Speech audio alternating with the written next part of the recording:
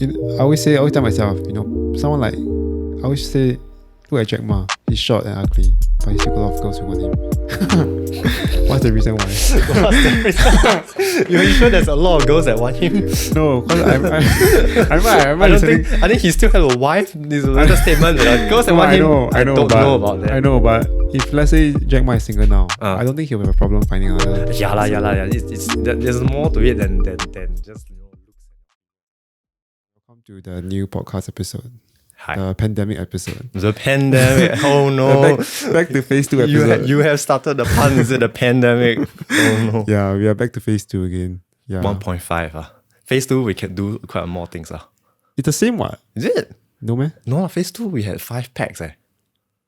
Then after that we also can go to gyms and dine out. Yeah, this is like 1.5. Yeah, I think we're very close to the circuit breaker already. But luckily we can invite 2 people maximum per household. So I'm still keeping within the guidelines. Yeah. You are. As long as I don't go to more than one more place. I mean, like, okay lah. Yeah, I go haircut later and I'll just okay. And if you're gonna stay home the whole day, it'll be okay also.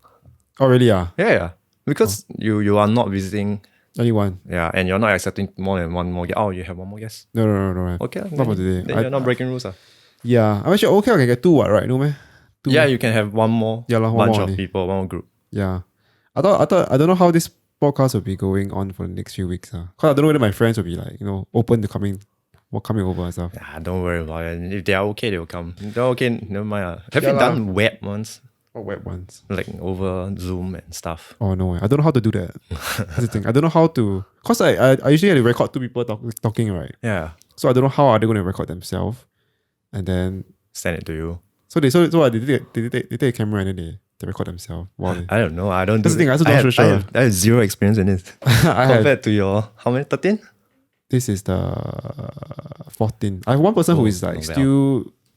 I mean, I sent to her the recording. She asked me to still send review. Her first. Still in review. Yeah, but then it's been 2 weeks already. Yeah. She's quite busy that's why. Yeah, then okay lah. I guess it's always there. Data is there. Yeah, so I'm just waiting for her to, But then I've been pushing out everyone else first like people after her. At some point in time, you probably need to do it over the air. Because if it really does go back to circuit breaker, then you're gonna be doing that. There's a lot of them doing all these web interviews and talk show. Yeah, they're all doing it online. It's just that I'm not sure how they're gonna film themselves, or you just film from your screen. So I film on my screen, and after they. Oh, so what do you mean? So right, as in like your. So I put the laptop there, and then as in your laptop, you can record the screen. Oh, can record. Oh, screen record. Screen record, and then the audio is either you can get it from there or just from your audio you receive from there. I don't know how that works. I guess you will have time to figure it out anyway. It's a MacBook Pro so it's gonna be high specs enough to do. You got more than one monitor. You can do like their other script and things. But it's supposed. But it's also like their computer as well. Whether they can. Yeah. Do the video call these days. Should be fine lah. Can you can even record on the phone. True. Just a bit shaky and the face will be a bit close. Yeah. But I've not done that. So I don't know. I like this kind of face-to-face one. It feels more human. Yes. It's not like we're always on our screen all the time. Yeah. Even the news came out that the guy, the founder behind Zoom or the owner or CEO of Zoom, he was like having Zoom fatigue. What? Zoom fatigue. Like he's very tired of using Zoom. Not say using Zoom, like video conference all the time, all that kind of thing. Oh. Yeah, we get all of that a lot last year when everybody's doing web conference and all that. Oh, that's true. Yeah. Not me, I have to go to work. Yeah, that's true. Yeah. Actually, it's the same for social media as well, Like social media, right? I mean, we also used a lot of social media during the pandemic and stuff. And then do you know that the social media founders themselves, they don't let their children use social media.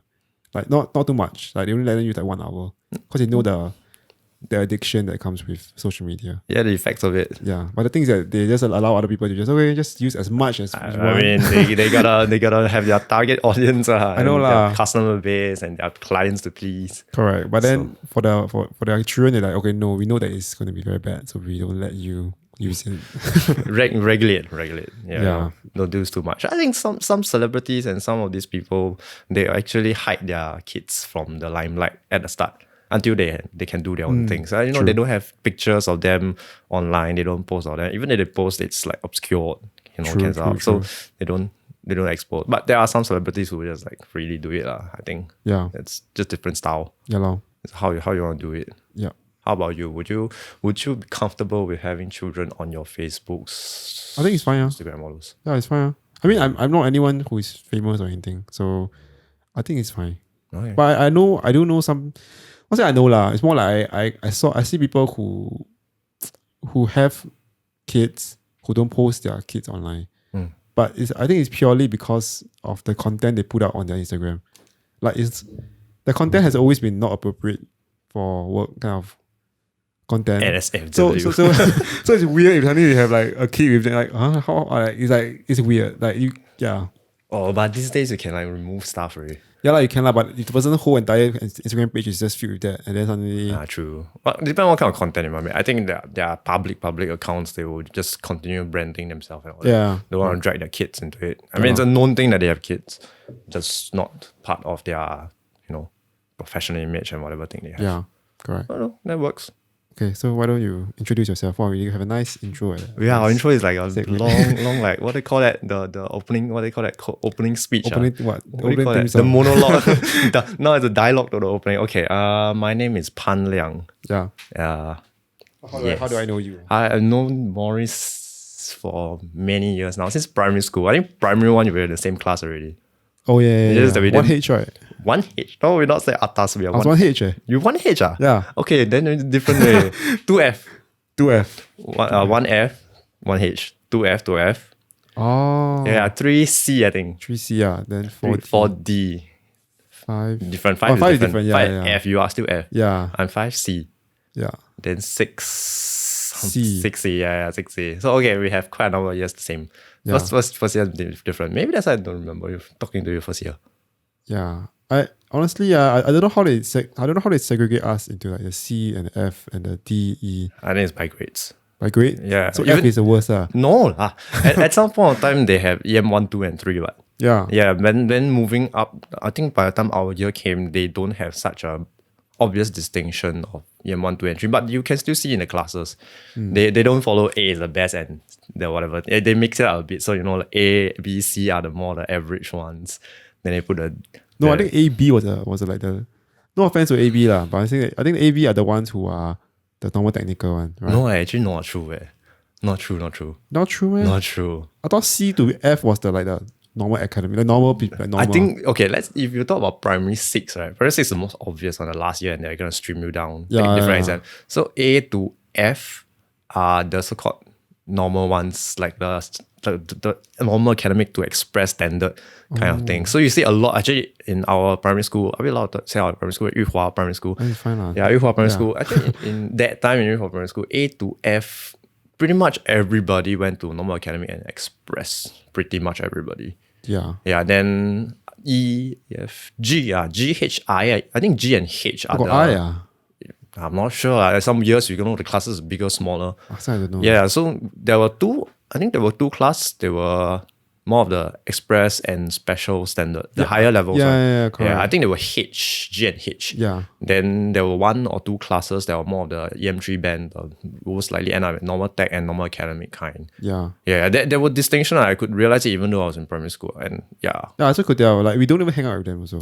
correct. And I never moved beyond the A to F standard. Yeah, I also never. Yeah. Wait, only as for primary 1 lah, but that's not counted lah. Yeah, because primary one just come in and all that. Yeah, I think they just arrange you according to your name. Yeah, or something like that. that's true. We have that distinction. That's how I saw it at the time. Oh. Yeah, so we will end up in 6C and then we're taking all that. I actually think that I'm the only one who went to normal tech in our class. Really? Yeah. Oh yeah, I went to normal tech. How badly do you do? How badly did I do? I scored less than 150. But is it because you don't know how to do or you didn't study for it? I think some of it is I didn't know how to do because Yeah. I didn't study for it. But Okay. why I didn't study for it is like a whole personal background issue and all that. Yeah, I think if you know me from primary school, you will know I'm I'm still the same person, but I have different priorities and all that. Yeah. Oh, I know we used to prank the teacher a lot lah. Last time. in primary 4, is it? Or primary 3, I can't remember. It was one of those days. Yeah, all the primary school things and like write the Chinese 风和日丽的早上，风和日丽小什么少这个那个。 Yeah. We would play around in school, but okay lah. I think at some point of time you had to work on your grades. So I think then I was No lah. still. Oh, I don't think you were only the one who went normal technical lah. Is it? I don't. Can you think name one so. more person who went to Sec 1 normal technical? From our batch, from our class. Yes. Not just okay, like, our batch can, but our class, I don't think so. I know this guy called. I don't know him, but it's more like his name called what Donovan or Don something. I don't know what, but he's from Yuhua one. Because I remember when I went to my secondary school, right, and then there were only 3 people who went to my secondary school from Yuhua. Okay. So it was me from normal academic, and then got another guy from Yuhua, but I don't know. But he went normal technical. Okay. Then got another guy, he went express. So like each one of us in I each. certainly did not know any Donovans. Yeah, but his name is like, he wears spectacles. He's like Chinese. Like, his name some Don or John something one. That's some interesting name one, but it's like D or J something like that. Okay lah. Well, not Yeah. in our peer lah. Yeah, but it's not in our. It's not. I think he was in Correct. A or B. Not wrong. 6A Okay or 6B. Very rare though. Our school considered quite one of the better neighborhood schools, I feel. Ah, really? Yeah, I feel, because like it's quite new. Like our building. Our school is quite old already, though. Our school is old and all the heritage stuff. Yeah, I think we yeah. had those Chinese words and Yeah. at the school field that time. But when we were in primary 1 and 2, they were renovating the entire thing. Then the whole lift, Correct. the primary school a lift inside, although we cannot Correct. take lah. I mean, we have taken it before, but That's like- we're not supposed to. But it's weird lah. That time we went to merge, right, the Su Chun and Yu Chun. Yu right? Chun. Yu Chun. Yeah. Is it Yu Chun or Fu Hua? Yu Chun, I yeah. think Yu Should Chun, be Yu like, yeah. Chun. The one at the hill one. Yeah. Now the school is occupied by Crest or something. Yeah, it's been occupied by Crest for a while, right? Crest. Oh, the one that's the opposite of school, yeah. Beside your school. Yeah, beside also. Oh. Actually, there should be one more building behind, but yeah, nowadays I don't hear much of it. I thought it was like Saint Andrew, Saint something. The white striped shirt thingy. Yeah. It was quite a while ago. Oh, excuse me. Yeah. But it used to be Commonwealth, you know. Yeah, Commonwealth. Actually, our side got quite a number of schools. It's like a school thing. Yeah. Dude. Wow, then those are the days, man. Primary school. Carefree, right? Carefree. Yeah, I didn't even bother studying for the PSLE. And then Huh? I remember I was quite shocked when, you know, the person sitting beside me, I don't know what's his name. He's a bit plump one. Then he had a bit gangster look. Then very short. And then Wear specs. Yeah. Hair very spiky out one. I'm not sure. Shen Wei. I think so. He really like fat plump. I remember there's a guy called Shen Wei, but I'm not sure if he's in our class though. He's our class. I remember he sit beside me because you know why? Because when we got PSLE results, right? He got 188. You can go express. I got 187. Then at the point, I think it was a turning point in my life. I was like, oh shit, man, this guy is like playing all the time, gangster, all these things. Still can score better than me. It depends which school you go. I think 187 at some schools you can still get express. No, I mean, I remember 188 was the bare minimum to get express. But 187 you can appeal lah. But I mean at You least just missed it by like 1-2 points, that kind of thing. Yeah, but then I was like kind of like in that, oh shit, man, I need to get start like. You need to wake up, Yeah. change your life. And then you go Fairfield, and then after you came out Fairfield, it's a totally different person. I don't even know you anymore. What do you mean? The same what? No.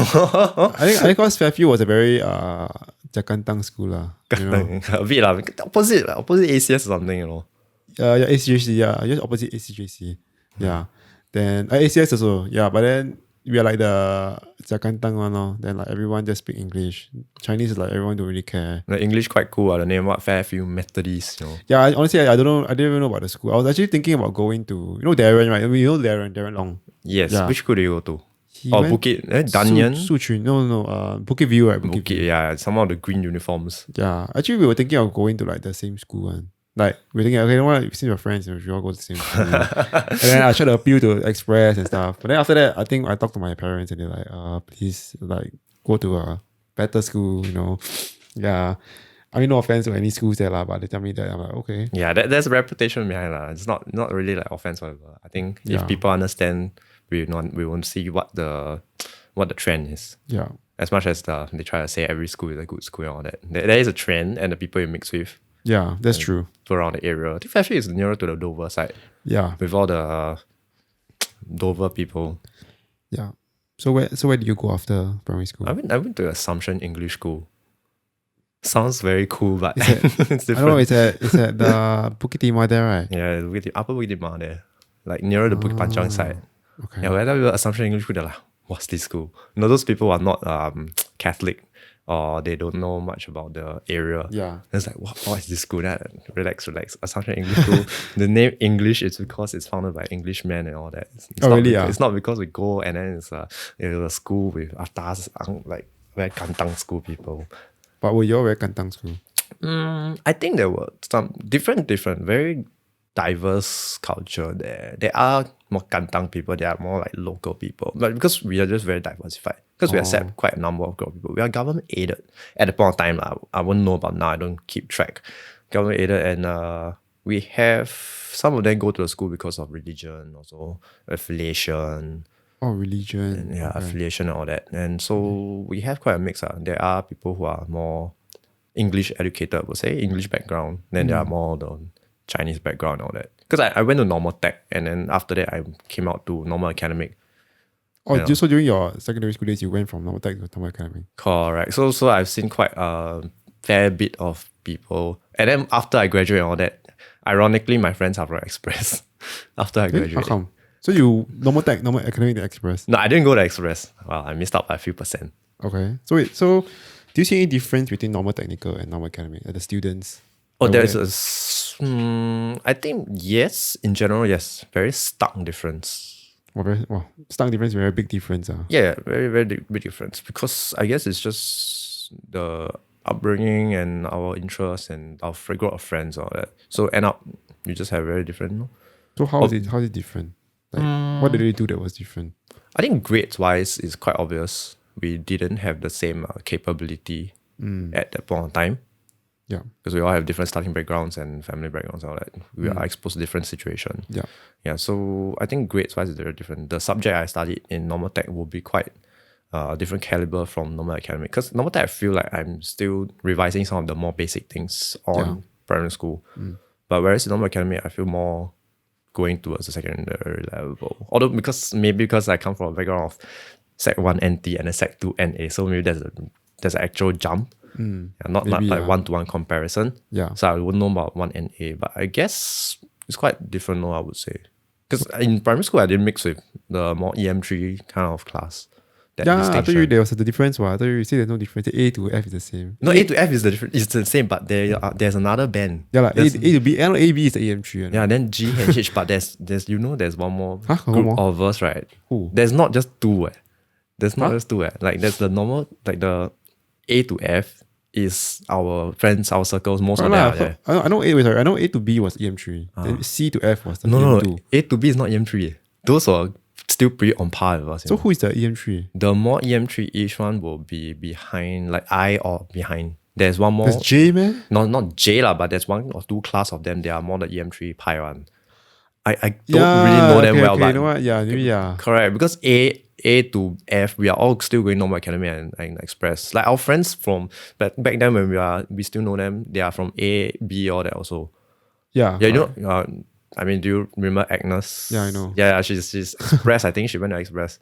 She went Express? Or normal academy. Normal academy. Yeah, so they are still the part of the so-called EM2 bunch. Yeah. It's not like there's a clear distinction, but they are still part of it. But I'm not mixed with the really more like EM3 level. I think it's I. I cannot remember. That's why. I know. That's why I know the guy. Okay. You know what? I know already. That's why the guy we didn't know the guy, the Donovan guy that I was talking about. I think it was from I. Yeah, I think so. Wait, but I don't think we're taking the same subjects though. Really? There are certain. Okay, I'm not sure about school. I cannot remember clearly, but there are some primary schools that there's a so-called EM3 banding. They will take a slightly different subject combination. Maybe our school don't have. Yeah, I can't remember. But any case, it's very different. Normal tech, normal academic. The people are exposed to and then express. Even normal academic to express, if you're not like friends in CCA or outside of school, or they are just related to them in some ways, you probably may not mix so much. So do you regret not mixing around? I think in secondary school, I mixed enough to have friends and all that. Just like I come out, I graduate, and then I'm keeping in touch with some of the express trade people. But I say mixing not that much because I didn't really do much of a CCA in school and all that. Spend too much time. Also, I don't think it's my personality in secondary school to do all those mixing and stuff. Like a small group of friends and all that. Oh, you went in secondary school? I think so. You didn't have a CCA? I didn't have a CCA in school. Oh, I think maybe it's a Yuhua thing. I also didn't have a CCA in secondary school. Why? Is it because you are focused on your studies and other things outside? No, it's just that actually the first year I was in secondary one, I was in some symphonic band. Symphonic band. Yeah. What? Yeah, I was playing the saxophone. Wow. But then I got lost interest. Then I think after that I didn't join anything really. I just like, like just go with the flow, nothing. Just go to school, hang out with my friends. If you didn't join CCA, so you didn't have CCA points. Oh wait, I did. But so the funny thing is that my friend happened to rope me into this AV crew, Yeah. So in the morning you're on like the sound and the music and then the modular thingy behind the room, nobody can see you. So you just so every morning we will do play the music for them. We play the national anthem for them and then set up the mic, make sure that the volume is okay. Like if there's any events going on, we assist with the lights and stuff like that. Yeah. But honestly, I didn't really learn anything. It's more like a place to just do nothing. Yeah, I didn't learn anything, but now you've got an AV setup right here. Maybe you have some skills. No. But trust me. I think only thing I remember was just this XLR. That's all I know. XLR, what the connection? Yeah, from here to that thing. Right. But I didn't even know that you need to buy that thing to connect to my. I thought you can just connect to the computer. Oh yeah, because the interface is different. Yeah. They need to transfer. You need to change the signal from analog into some electronic or other thing. Yeah, I don't know. Yours have a jack also, right? Okay, yeah. What jack? The 3.5mm. Oh yeah, you have. Right, most mics are anyway. So yeah, AV. Okay, so you got 1 point. No, yeah. How was the maximum? 2. 2, yeah. Oh yeah, I have 1. I got B3. Yeah, cause the person who was keying in my hours, right, was just a friend of ours. So it's like he just helped us to just type in. But then he said you didn't really do much, so I cannot. Can this one go on record? I cannot fix so much. I mean, I don't think anyone even care anymore after secondary school. Now they don't use like CCA point. I'm not sure. I think they have some other system to create the thing already. Yeah. So okay, you did. Because in secondary school, it's a very different environment. I don't know if you know this or remember this, because I was in a boarding home during my whole secondary school, my 5 years, because NA Sec 1 to 5. For some of you who don't know, because some people really don't know. Some schools don't even have normal academics, so they just like 4 years and that, so they may not be exposed. So very different environment. But yeah, I was in a boarding home, boys' town home. It's not boys' home. It's very different. But we have some guys coming over from boys' home on probation. Yeah. So boys' home is the worst, like the worst. Not say worst, not worst, but like the more. It's not as good as boys' town home. That's not the same definition, but yes, in essence, yes. Okay, so boys' home back then. Now I don't know. I never keep track. I don't even know where they are now. Boys' home is more on the juvenile kind of. You cannot send people to jail when they are young. So boys' home, girls' home is more of that level.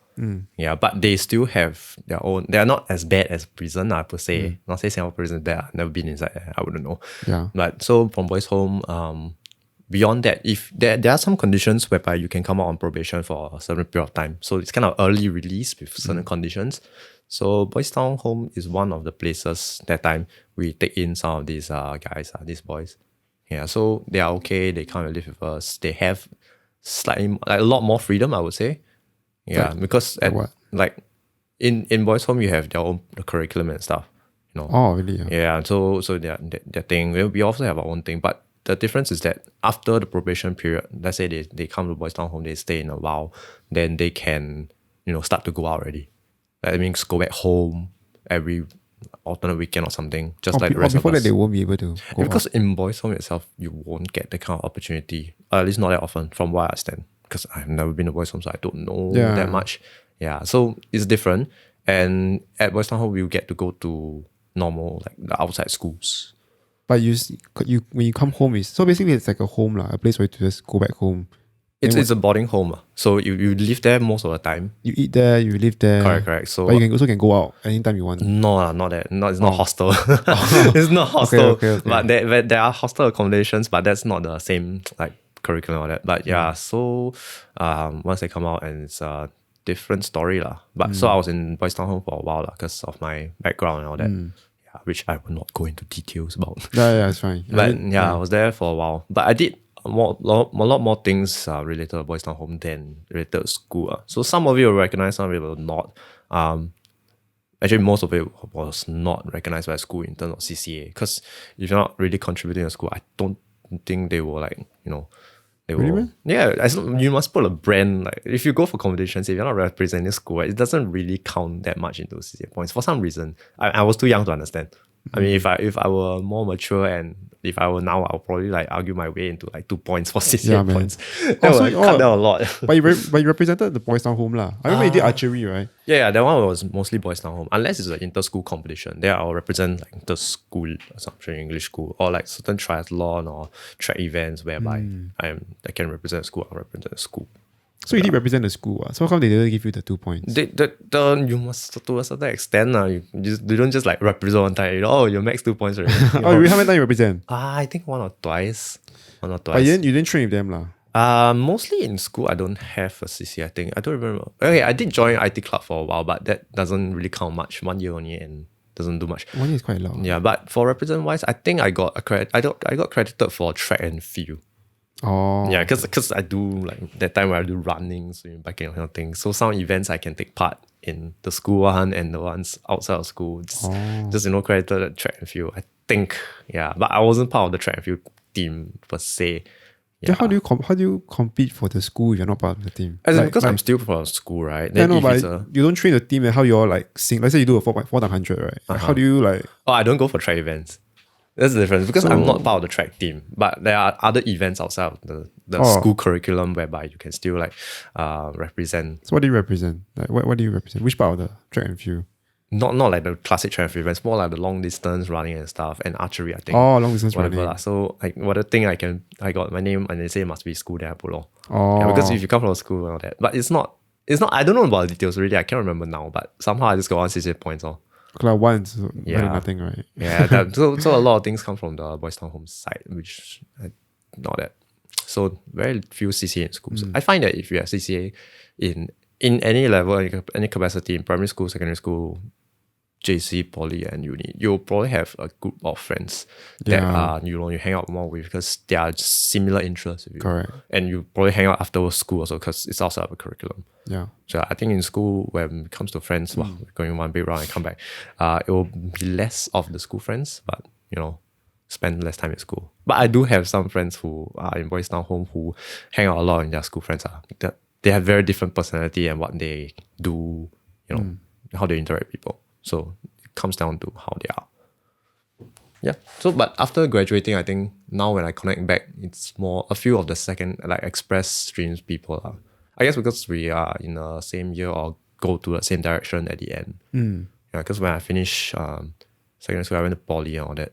Yeah. Yeah. So I have climbing friends in secondary school express last time. Yeah. Don't talk to them too much, but we know them by name. Went out once in a while. So yeah.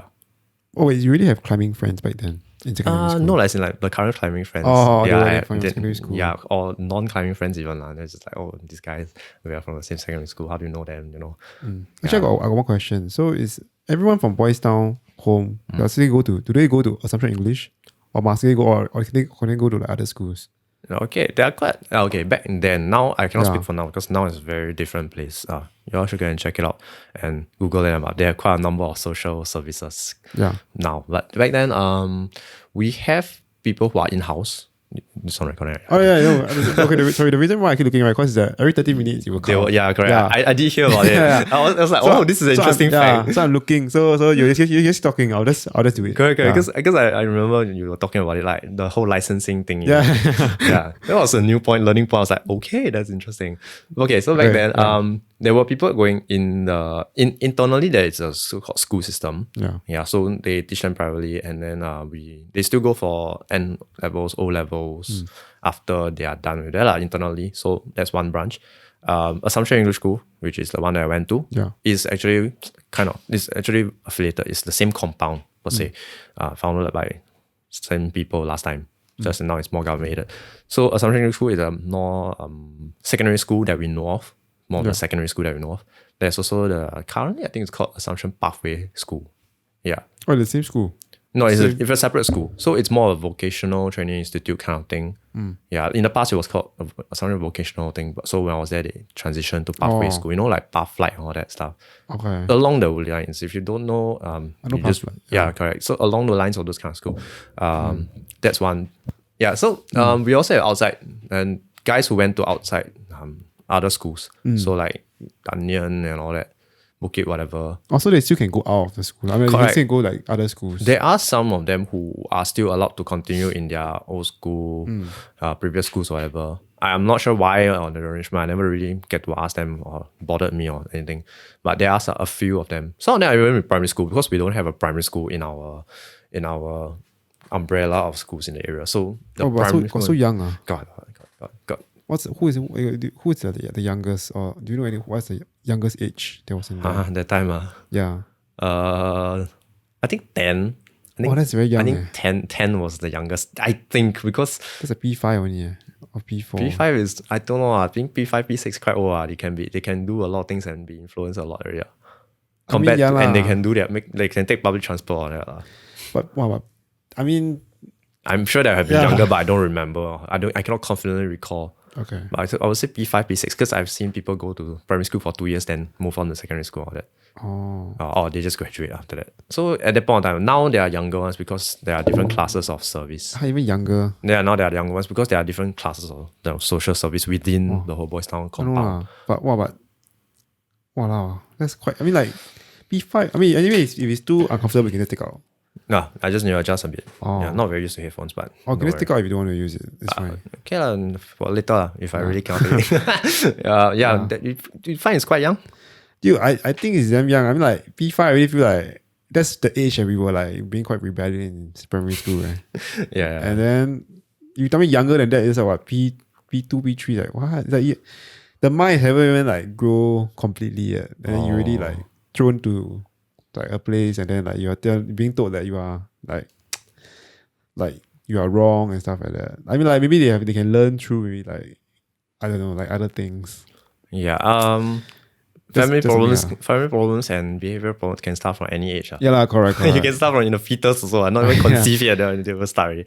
But so this kind of environment that we grew up with. I think at that point of time, the client base weren't that so young yet. So I think P5, P6, you're already exposed to quite a lot. Like by the time I was P5, P6, I've been through a lot of nonsense already. So a lot of perspective that you won't get to see as a, with a proper family or that as a Singaporean. But if you go and go out there further, or if you're in a social service or whatever, I think you will realize that there are a lot of different backgrounds that people come from. I think I would say this also lah, but I think I can kind of relate somewhat because my third sister actually went to girls' home. Yeah. I was in primary school that time. You don't know? Yeah. Oh, okay. I thought it was only okay, fine, yeah. Yeah, so but yeah, I remember that it was quite the time she was only like 14, 15. Yeah. Then she was a bit uncontrollable, and then Yeah.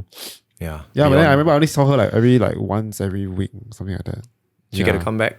Oh, no. Or you had to go there and see. So girls home, right? Girls home, you get to stay there and stuff. So you're familiar with the arrangement a bit, Yeah. Yeah. And then honestly, I didn't thought about it until you talk about the boys' home stuff. And I was like, oh yeah, actually, I did experience that. Because it was part of the when you were younger and you didn't understand a lot of what's going on. Yeah, I think I kind of repressed the memory also. And then it's like now. No, you brought up. Oh, no, it's fine. I mean, eventually I would have thought about it also, right? Correct. Yeah, it's fine. Eventually, it pretty much worked out well, I guess. I'm not sure. I haven't seen your family in a long time. Yeah, they all moved out already. This used to be my sister's room, but then she really moved out. And last time we used to stay opposite, right?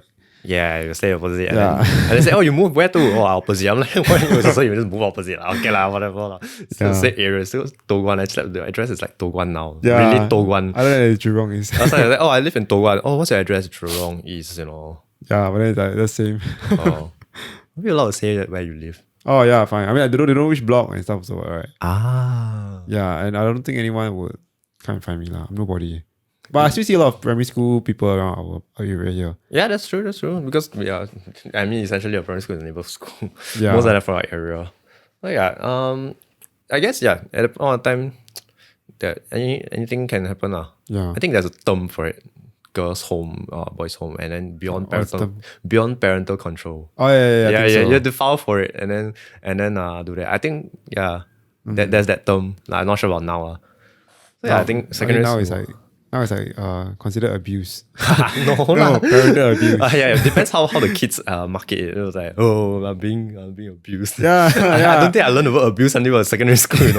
Nowadays everything is like, oh, you cannot abuse your child. Cannot do this. But then sometimes, last time in primary school we get whacked by ruler by this Chinese teacher. You haven't gotten that? He carried a long 1 meter ruler and he whacked people for like wooden one, right? Yeah. I mean, I can say this because it happened but now no more already. Now you do this, it's like, dude, viral already, man. No back ruler, but there's nothing. Nobody got like really hurt and all that. Yeah lah, but honestly, what I'm saying is that you compare to it now. It's very different. Yeah, the now approach. I know I have a friend who's a teacher. I have a friend who's a teacher like in Singapore, and he said that the whole entire system is like you cannot scold the child. Not saying you cannot scold. You can scold the child. Verbally abuse. Yeah, but you cannot like hit the child. Or you cannot like make fun of them or discriminate. I mean, like, not saying you would do that lah, but it's such a vague thing, But you only can scream at them. But last time, in primary school, they're like, oh, dude, they just whack you, right? Yeah, man. It's like grab you. Because even the parents tell the teachers to whack them. Yeah, at some point of time, depending on what parents. I think nowadays the parents are more protective. Yeah. There's no definition term. I've actually I wouldn't say I don't know if pity is a correct word, but I think in simpler terms, I don't know that much vocab. Then I pity the teachers now because they have a lot of limitation and a lot of paperwork to do rather than teaching or anything. Yeah, correct. And now even during the pandemic, they got more work, man. They do home-based learning. Yeah, I think you ask any teacher, the most dreaded part will be like the office things. Yeah. Not just the teaching, after office, you need to teach, you need to mark, you need to count the curriculum, you gotta meet with the rest of the teachers of programs, and then the school have things. Oh, you're just like overwhelmed. I think being a teacher is not easy. I mean, it's a decision you make, and it's kind of like you have to do it forever, I know. Is it? I mean, what can you do? I mean, no offense to any teachers, but I'm saying that after you finish teaching 5 years, right, or whatever the contract is, I mean, what else are you going to do after that? Maybe air stewardess, but then it's like more like the reverse, I think. People from air stewardess then do other things. Usually it's the other way. But what I was saying that basically there's not much transferable skills to something else. Maybe you go work at MOE Yeah, but it's still under government. Correct. It really depends what the person they develop. If you're just teaching, like, they are just focused on teaching without much development or that, I think maybe they have lesser transferable skills. True. And their background, how much money they have, they can go into their own investments and business, all that. Yeah. So I think the teachers who I know come out of teaching will be counselor. This secondary school teachers used to teach physics. But they still need a degree, right? Like I say in psychology. I think at some point in time you can pick that up and then go into that. I mean, she was teaching something, and then one fine day she come back to school, and then now I'm some kind of counselor. But she has this auntie with that cherry attitude, I guess. Then she's like, now I'm different. I was like, okay, so you just teach me physics, and now you're a counselor sort of figure. But there are people who go into that area. But most teachers that just basically just stay there, right? Like they just become teachers like for the rest of their life. Yeah, I mean, if they enjoy it, they can do it for a long time. If they don't enjoy it 5-10 years after the bond or something, they decide to do something else. 10 years is very long, man. Yeah, but not long enough. Consider we have so many years to live. True lah. So you want to change, you just pick up something new. You have the ability, you have the backing, just do it. Come on. Yeah, but most teachers, I think we know, are still there. Yeah. Are still teaching. I mean, maybe they like it. Yeah, my teachers that taught me in secondary school, like, they were like teachers who just first came in only. Like, they first came in. Fresh teachers. They're still there till today. Yeah. Okay. Yeah, man. That means you all didn't give them a hell of a life, I guess. Yeah.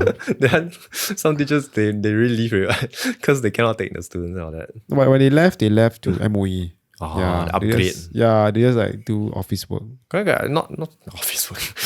Set curriculum, that kind of really, thing. Run things. Don't know what they do lah. I think the people who they are like after teaching and experience and you do some head of department and all the thing, because you are kind of directing a curriculum at some sense. Then once you move back, once you get moved to MOE, maybe it requires a different skill set because you're not gonna teach people at MOE. You're gonna have to do other stuff. Yeah. So at some point of time, rather than just, taking the syllabus and teaching and innovating, finding ways to teach the syllabus. You probably need to set the syllabus, monitor how the trend is like in the world. That's why there's some programming thing going on now also for the younger generation. Everyone using iPad or that. So that's what MOE people do, I guess. Yeah, man. They like direct where the learning goes and how the learning is. Yeah. Manage schools and stuff like that. Well, we never get to learn all this shit, yeah. Using the computer in our secondary school, primary school was already like a luxury. Really. Yeah, like coffeebreak.com. Yeah. Coffeebreak.com. What do you do there? Coffeebreak.com. Play games. Play games. Coffeebreak.com. Mini clip. Yeah. Mini clip took a long time. Only shockwave. Something can install.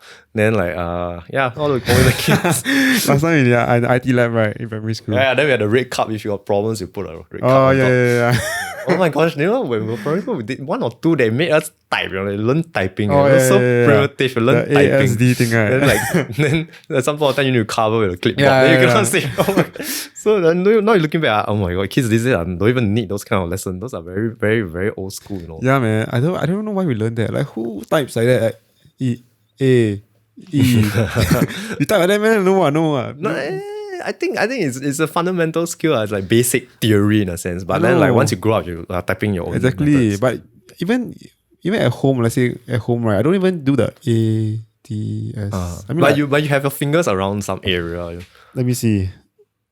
Yeah. So Not really more like everywhere. Everything just like tick tock like typewriter, right? Yeah. I think some people are still typing like typewriter, especially really, man? Yeah, especially the older generation. I wouldn't say like our current generation, but there are people who type like typewriter like that because that's what they are trained to do, and they can press one at a time rather than move everything. So it's a different skill. True. I think it was good that we get that exposure because I didn't have computer at P1 to I don't know what P P whatever. Yeah, that time computers were like a luxury now. Yeah. But then nowadays, computer and phone It's are a like requirement. Yeah. Safe entry. Trace together. No. You need to take the don't know what call phone, WhatsApp messages. It's infiltrated your whole life. Yeah, man. Last time it's like, we call people with our phone on it. Yeah. I forget your phone number, that's it already. Yeah. I talk to you tomorrow already. Yeah, I can remember your phone number on memory. I cannot say on record. Why? Because later you publish and then your phone number is out there. old phone number, like home phone number. No, I'm talking about your mobile phone. Oh. You haven't changed your mobile phone number since many years ago, okay? Your home phone number, okay. If is it the same as No, change already. yeah, then I cannot memorize. But your home phone number, I know what it ends with, that's all. Oh, okay. Yeah. I don't remember yours. I don't know why. I feel so bad. I think because people don't generally call me and I don't really have phone all the time. Yeah, in primary school I actually changed phone my home phone changed once. And I didn't have a handphone until I was Sec 3. Yeah, I think those were the days where like you're starting to come up. Yeah, I just put 10 cents in the coin and put a card and then I must memorize people's number. I can remember Benjamin's number. Still? Yes. True. So you still remember Benjamin, me? Wait, actually, I can remember Benjamin's Xiao number Lian. to a certain extent. Xiao Lian, I don't remember because she's not in Singapore usually. I don't call her. Oh, Jia Pei, I don't call Darren. the Darren number. I forgot already. it's too long ago. Yeah. Yeah, but I remember your handphone number at least. Oh, Sometimes I get to see your handphone number also, so it's just there. Because I contact you. Yeah, like recently I contact you, so it's just refresh and all. Oh, you don't just click my name, man. You must go and see the number, man. No, I do click your name and all that, but because sometimes you get to see the number when sometimes the phone lag or something, they will just display a number before the name comes out. I think they enjoy it. Sorry. I thought you enjoy it. So. Yeah. Some numbers they call and then the name comes out. It's different. But I can remember your phone number because from primary school. Oh, because we had to call So that time. Yeah. House phone irrelevant now because it's different, right? Yeah, man. I don't even know why my parents still have the house phone at home. I don't even. No, okay. Actually, house phone is for the internet. For internet? Yeah. Last time the dial up lah. No, now it's still. Now it's still. Yeah. Mostly, I think any internet service provider, let's say M1 or Singtel for Starhub, you'll probably have a landline connected to your home internet. It just comes with it. But you can just plug it out, right? You don't have to plug in. I'm not sure if it works because if the phone is like like connected to the fiber, it's a fiber thingy, then you cannot just plug it out. Okay, you can plug out a phone, but I don't think you can plug out the fiber connection. Actually, I never tried lah. Oh, why I did but it's connected the same thing. Because someone recently called me, on the house, like, this is a very foreign sound. Like, why is this house phone ringing? Like, who's calling a house phone nowadays? Yeah, then it's my mom calling lah. Basically, because she cannot get us on our mobile phone. Yeah. The house phone, I think you can unplug, but the box thingy that your internet and your house phone is all connected to. Oh, you cannot unplug that. Yeah, but I find that house phone is part of it. And I think most these days, the house phone isn't capped at number of minutes. Like my mother uses the house phone She don't use the handphone at all. because she's using prepaid. Oh wow. So It's still house prepaid. phone, yeah, there's still prepaid, and there are some people who use prepaid. I think if you use prepaid and don't have data, I mean, my mother don't use too much data or at all. She just uses some Wi-Fi at home and all that. Yeah, then so she don't have any line. Why don't you help her to? How much she paying for her prepaid? I don't know. I She mean- top up herself. I mean, you can. I mean, if you want to, you can help her do the Circus Life one. Cause it's like, I know Circus Life is like what? No, $8 a month. Uh-huh. For what? Oh wait, so it's not Circus Life. That's the Gomo and Singtel one. My friend did it for his parents. It's like $8 a month for like 5 GB of data and like don't know how many minutes of call and stuff. Yeah, but it's like I feel it's enough lah. It's only $8 only. I mean, Yeah. definitely, I think it's probably cheaper than prepaid lah. If I think about it. Your parents know how to use the phone well? Yeah, I mean, my mom doesn't lah, but she assumes that she does. She can use WhatsApp lah. She can lah. She can use WhatsApp, she can call, she can do like The basic social functions media lah. and contact her Basic friends, functions. put picture, take picture, Yeah. navigate her way. Ye- Maybe not. But she don't know how to book a Grab. Oh, Yeah, she always asked me to help her to book a Grab. alamak. Okay, Yeah. that's the next step. I think she needs to know. Yeah, I feel like but nowadays, but my dad can do it. My dad, it's like Car and stuff, and you can drive, and you can like. no, but we don't have a Grab. car. Yeah, Oh, no. Oh, yeah, we saw a car like long time ago. yeah. Cause he found out that there was no liability. reason. Huh? It's a liability. Yeah, he said that only my mom drive a car, so it's like there's no point having it. It's like once I take a Grab everywhere you go. already. Exactly, because Yeah. you don't have to maintain all that. Exactly. At some point in time, I think you can rent car also ahead of time if you need a car. Yeah. But yeah, so my mom doesn't really know how to use the phone very well. Okay, lah. at- You can teach her what, right? Yeah, tried. Then Not everybody has the same learning capability I know what I mean lah. or willingness to learn. I think it's an older generation thing. I'm not sure, but yeah. Really, I think it's I've seen like amas who can use WhatsApp and Instagram. And like even Ama Tan how Cheng old? Bok, even Tan Cheng Bok can do things. that's you know. different because you know why he's Public figure. He's quite. and not I think only that- he's also quite very smart lah. and He's a yeah, doctor lah. he's smart. He's That's why next yeah. level smart. It's like a doctor politician thing. So going easy on. for him to pick up. Plus, I'm pretty sure he can hire someone to teach him. He got so many granddaughters and daughters. Or even hire someone to do it for him. Yeah, Publicity so, and all that. So yeah, I think Yeah. my mother doesn't really know how to use that much. And if uncontrolled, they can burst the data and all that. Yeah. oh, true. That's why Or you repeat, they just press something wrong and they True. start doing things and then you see your bill go up. yeah. The real side. But she's comfortable with her own Okay, lah, yeah, lah. thingy. Yeah, she don't want to learn that much. And okay, if you want to use a phone call and all that. So it works. I can still contact her with a prepaid Yeah, lor. and she can see how much she's spending. Just the basic functions. That's call, SMS. That's it. But our phones now is so much different. Yeah, man. It's from the past, man. Like 2FA, we need to do authentication, then you need to take out our phones. Yeah. Would you rather lose your phone or your wallet? That one difficult. Because honestly, my phone is like, it's not like very. Okay, at this point in Expensive. time in your life, what you're doing now, would you rather lose your phone or your wallet? I think I'd rather lose my phone. I don't know why. You know why? Because I feel like nowadays you can retrieve back information very, very quickly on a new phone. Or you back up the thing and all that. I don't lah, but You won't retrieve anything. no, but honestly, like, I just think about it. I got nothing that's important on my phone other than photos. But most of the photos that I put in my You hard back it drive. up. Once it get full, right, I just put on hard drive. You're one of those who actually do that. Cause like, how you going to store anything else in your Yeah, phone? exactly. Your phone, like, buy a new phone, man. Yeah, Apple have the cloud thingy or they're doing all that. Yeah, but I don't use Apple, so it's too Yeah, expensive. I still use hard drive also. Every now and then I'll go and back it up at Yeah some lor. point. Even if I lose that, it's not like my life will end, but I think it's a good thing to back up. Yeah. Because I don't want to keep my phone. Okay, you tend to lose your phone. Then you want to use you will lose what? Your phone, your wallet. Phone or wallet? Dude, your wallet, use your wallet, you lose your IC, Uh-huh. your what, EZ-Link card, maybe some money you have inside, your bank card. All must call these people to cancel everything. Yeah, but at least I can call. More troublesome.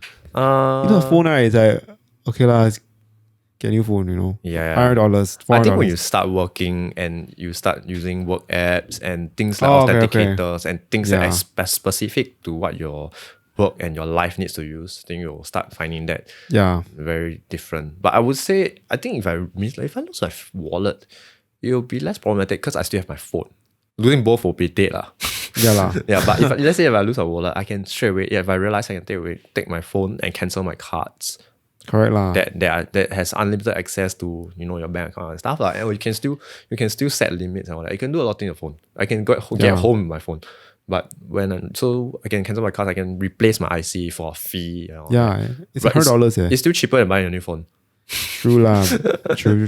It's still cheaper than buying a new phone. I don't know why. To me, I feel like it's easier to lose a phone. And wallet is not like they can they use your things in your wallet to They use your credit extend. card, what? Your phone. Yeah, if you cancel, you can use. That's if you realize when it's Correct. So then there's the whole card thing situation. I think all these things can be replaced at some sense. Yeah lah. Yeah. Then for phone wise, can be replaced, but I think it will take a lot more time because there's a lot of apps in your phone. There's a lot of credentials you need to log in and key. Okay lah. For me, that not much. And data that you need to back up. Maybe because you're working in the government. No, it's not government, right? It's government. Okay. Government. It's government. It's a subsidiary. Yeah, it's government basically. I'm a public servant. You want to share where you work as? Okay. Work at? Yeah. So I work in the blood bank under Health Sciences Authority. Yeah, blood bank, National Blood Bank. So we kind of like get the blood supply for the hospitals and all the needs here. So my work is more of on the ground, the frontline side. So I do like phlebotomy. I insert a needle and actually do the blood drawing. So the needle very thick when you put inside. 16G. Why 16G? How thick? It looks thick when you are the donor. Well, I'm the donor, okay. Yeah, when you look at it, you're like, oh my gosh, it's very thick. Okay, let's see if you have a pen. I'm gonna take it out and try.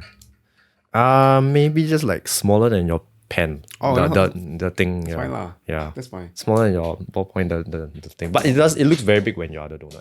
Nobody has ever said, oh, it's so small. Nobody has ever said that. Everybody's like, oh, it's so big. Okay. Because when you are the donor. I mean, you've never donated blood before, right? Yeah, but I did do this experiment where you need to Experiment.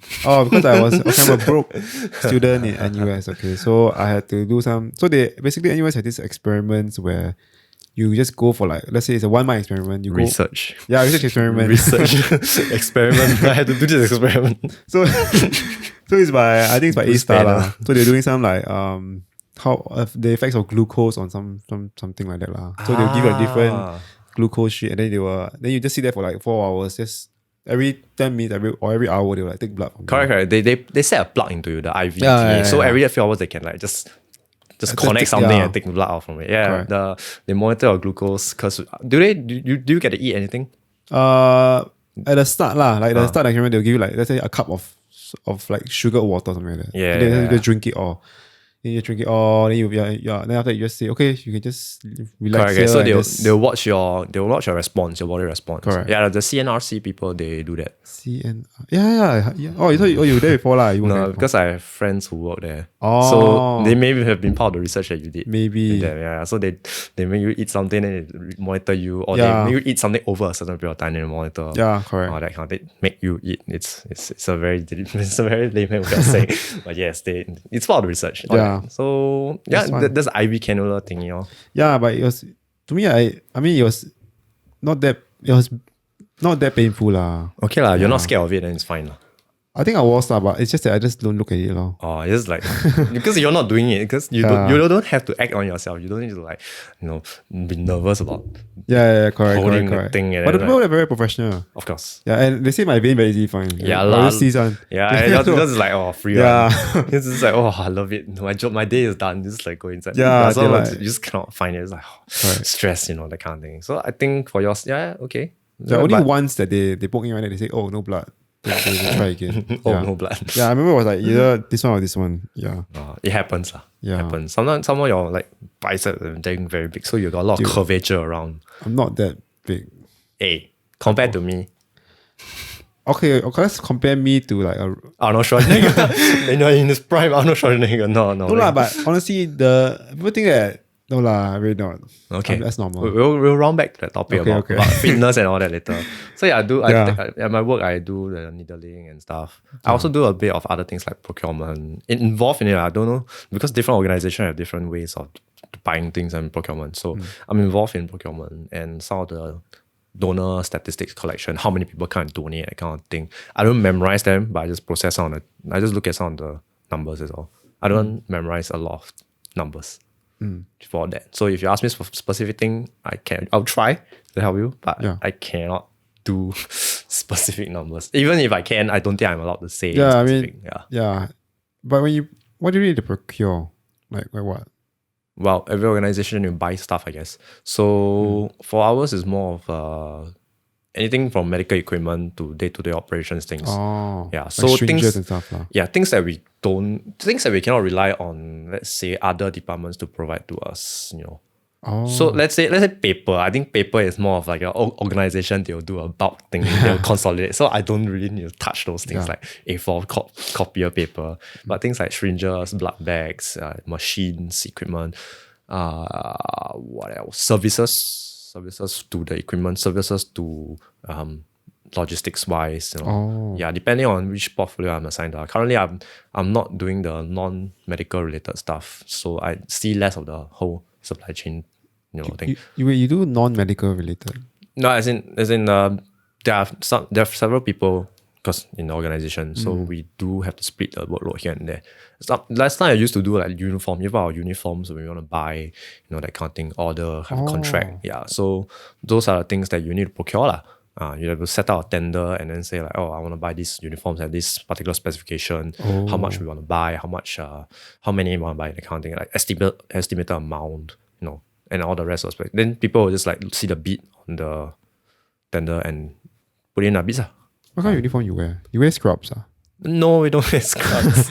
The only one I know is scrubs. We don't wear scrubs. We're not like doctors and nurses in the clinic. But then you handle with blood or something, right? Needles, blood, I assume that you guys have to wear. Okay, for clothes wise, right, it's just typical clothes. Like really just cotton and all that stuff. Because it's not like a blood protection suit because it's not expected that the blood will spurt out and squirt everywhere. Those are expected, but not a daily routine. It's not something that's supposed to happen. The whole process, by right, no blood will come out from the peripheral body that is just lying on it. By right, no. So we as a frontline, we are drawing the blood counting service staff. We are not doing those kind of things that have blood squirting out. Yeah, but not supposed to. So no, we do not wear scrub or PPE per se for normal operations. We have gloves. Yeah, okay, gloves. We have gloves. Yeah, I won't miss. Yeah, if you don't wear gloves, I'll probably be quite scared. To some extent, yeah, but then like not every setting need gloves depending on hand hygiene. You see, like vaccination. They don't wear gloves, right? Not necessary if you do the proper hand hygiene. Like what? You wash your hand properly and stuff. Yeah, just so many things and so many but rubbing actions. But she will touch other things, you know what I mean? Yeah. So at certain stage you need to rub, and certain stage you need to rub. After certain stage you need to rub. Rub? Hand rub. Oh, hand like that thing on your table. Hand sanitizer. Yes, hand sanitizer. Okay. So if you are not wearing gloves, there are those steps also. Even when you're wearing gloves, there are those steps. But the gloves are more of to protect against any like blood spill and all that kind of thing. Because when you come into contact with other person's fluid, then there's other things going on. Maybe there's micro cuts in your fingers. Yeah. It's not things that you can see. Those are not things that you can even feel. So of course, gloves is there and also it looks hygienic. Like sometimes you see people on the TV and doing vaccination. How come they're not wearing gloves? But you have to understand what's going on behind that. Some countries they wear gloves. Do you know, like even now, I think with the whole pandemic situation, there are companies or organizations that make people wear gloves. Like some service staff on like attractions and all that. And then they are just wearing gloves the whole day. But when you use the glove and you touch things. And it just defeats the purpose of the glove. Maybe it protects anybody's fluid against your hand, but depending where your hand touch, you touch your phone, gone. Yeah, you go toilet and stuff like that. You won't go toilet with glove. I don't think so. If they go toilet with glove and they come out the glove, I'll be very, very disturbed. You never know. You never see it. You never know, man. Correct. So the whole glove situation thing, it really depends hand hygiene. It's not just like, gloves is magically antibacterial by itself. There are, but I don't think anybody can afford to wear on a daily basis. So yeah. We have gloves and all that for our protection of our donors and keeping clean, hand hygiene, stuff like that. Yeah. I know it's a weird question, but do you think you can wear a glove and then you use hand sanitize every time? Like, you say you wear the whole day, right, the glove, and then you sanitize your hand using on the glove itself. There are some procedures I think I've seen before. They sanitize the glove. I mean, while you're wearing it, let's say like when you're wearing gloves, right? They hand sanitize the gloves. They put on the sanitizer. There's some point in time I have some procedure regarding that, but at blood bank we don't do hand sanitizer on the gloves. We hand sanitize our hands and all that kind of thing. Yeah. So I think there are some operating theaters and all that stuff. They do hand sanitize on the gloves, but why would you want to wear gloves the whole day? Yeah, Like you can. You go to the attraction and stuff. Like I see all those like at the attraction, Yeah. they wear very lazy too. Not say lazy. Yeah, but they like, can wear gloves the whole day and do hand sanitizer. Yes, that's true. They Yeah. can if they want to, but it depends on what their operation is supposed to be. True. I think the whole hand sanitizer situation is a bit over the top. That time, at least at the COVID period, when it just started, people are just like spamming hand sanitizer everywhere. Oh, Now you shouldn't do that. you must know how to use. No point if you just apply, and then like you touch things later. So, before meal, you go and wash your hands or sanitize your hands. Understandable. But like if you're just spamming it because you feel like it's supposed to be clean and then you're just stockpiling it, but you're not using it, then eventually the hand sanitizer is gonna go bad. So do you all face any like Shortage. during your time? Yes. Everybody around the world will have some shortages at some point in time. Correct lah. Yeah, so we did have some shortages and all that, but we have to sort out. That's the whole point of logistics and supply chain, is that you need to know where to get your things, how to get it, and all that time. If you don't have, you find an alternate supplier, that kind of thing. True. You talk to your supplier and secure a certain number of things. Then if you need to, let's say if you need to monitor your stock closer, then you monitor, then like make sure that you keep it on track. But shortages wise, for blood bank, we don't have to like wear N95.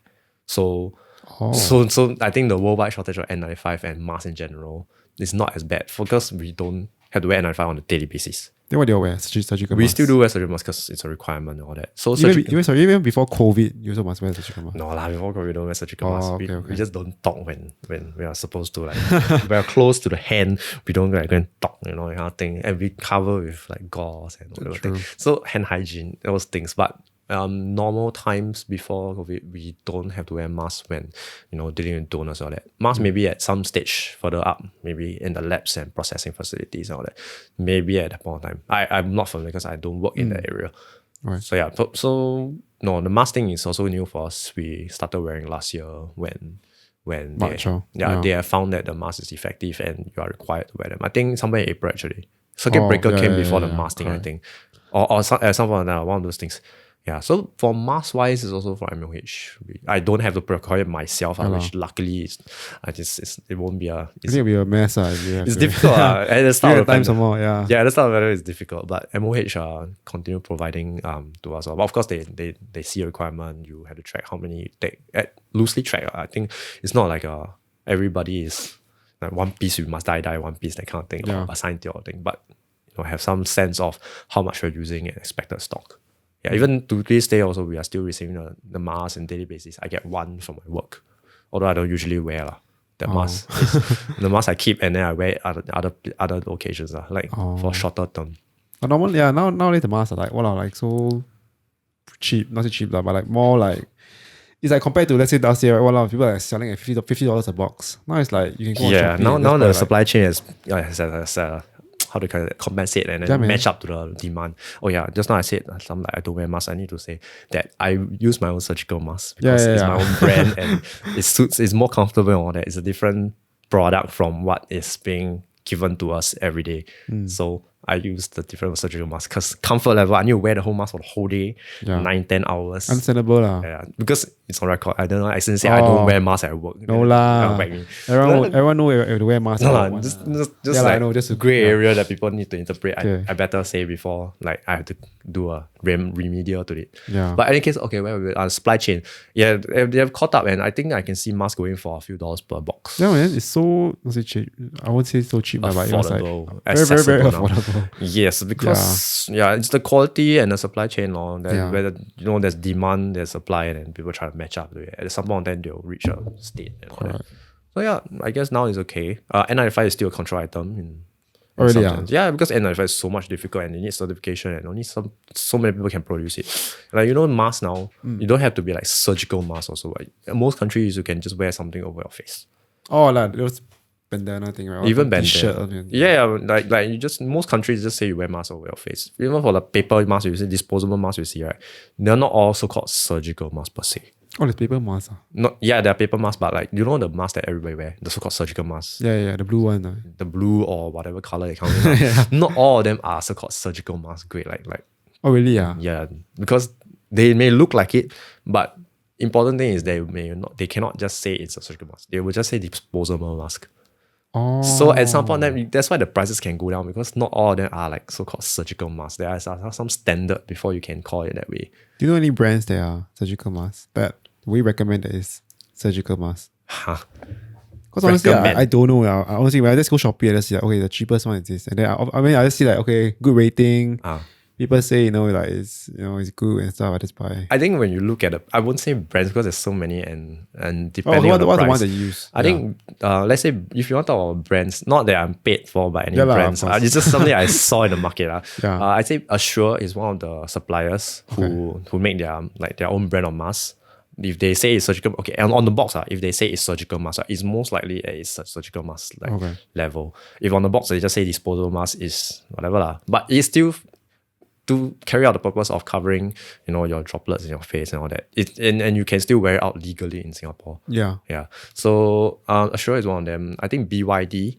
BYD is quite I think it's quite popular in everywhere now because they produce in China or something. Yeah, BYD is an electric car company. I did not know that. There's this brand called BYD. Yeah, I mean, I'm not sure whether they're related lah, but I know there's a China company called BYD Maybe that makes electric cars. Maybe they diversify into like Razer like that medical and stuff. Yeah. Razer. Oh my gosh, Razer. They themselves also diversify into mass Grab market. also diversify also. Grab got their own card. Yeah. That kind of thing. So yes, I think those are the standards. But so if it's surgical mask, disposable mask to the general consumer is pretty much okay lah. You feel comfortable wearing it and you can go out without breaking the law. I think that's fine. But if you're talking about medical purpose, then of course you need to be more specific lah. That's where when you're procuring, you don't just anyhow buy a cheap mask and then end up oh no, it's just a piece of paper dust mask thingy.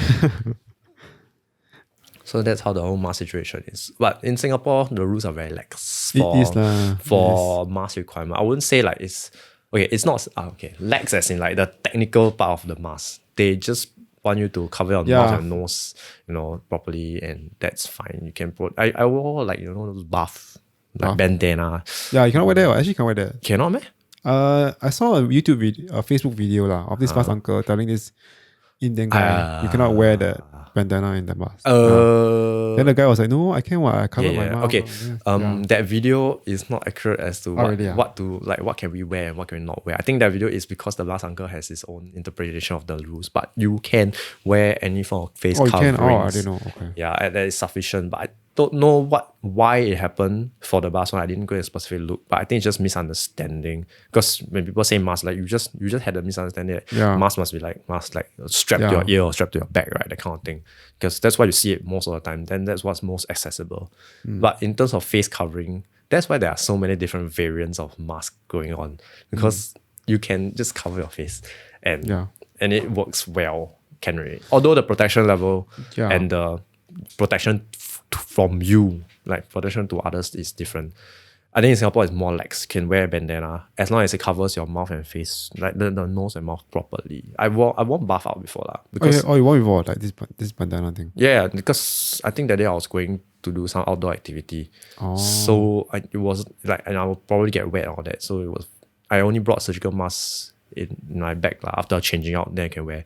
But to the activity, I was wearing the buff, covering my nose and mouth, everything.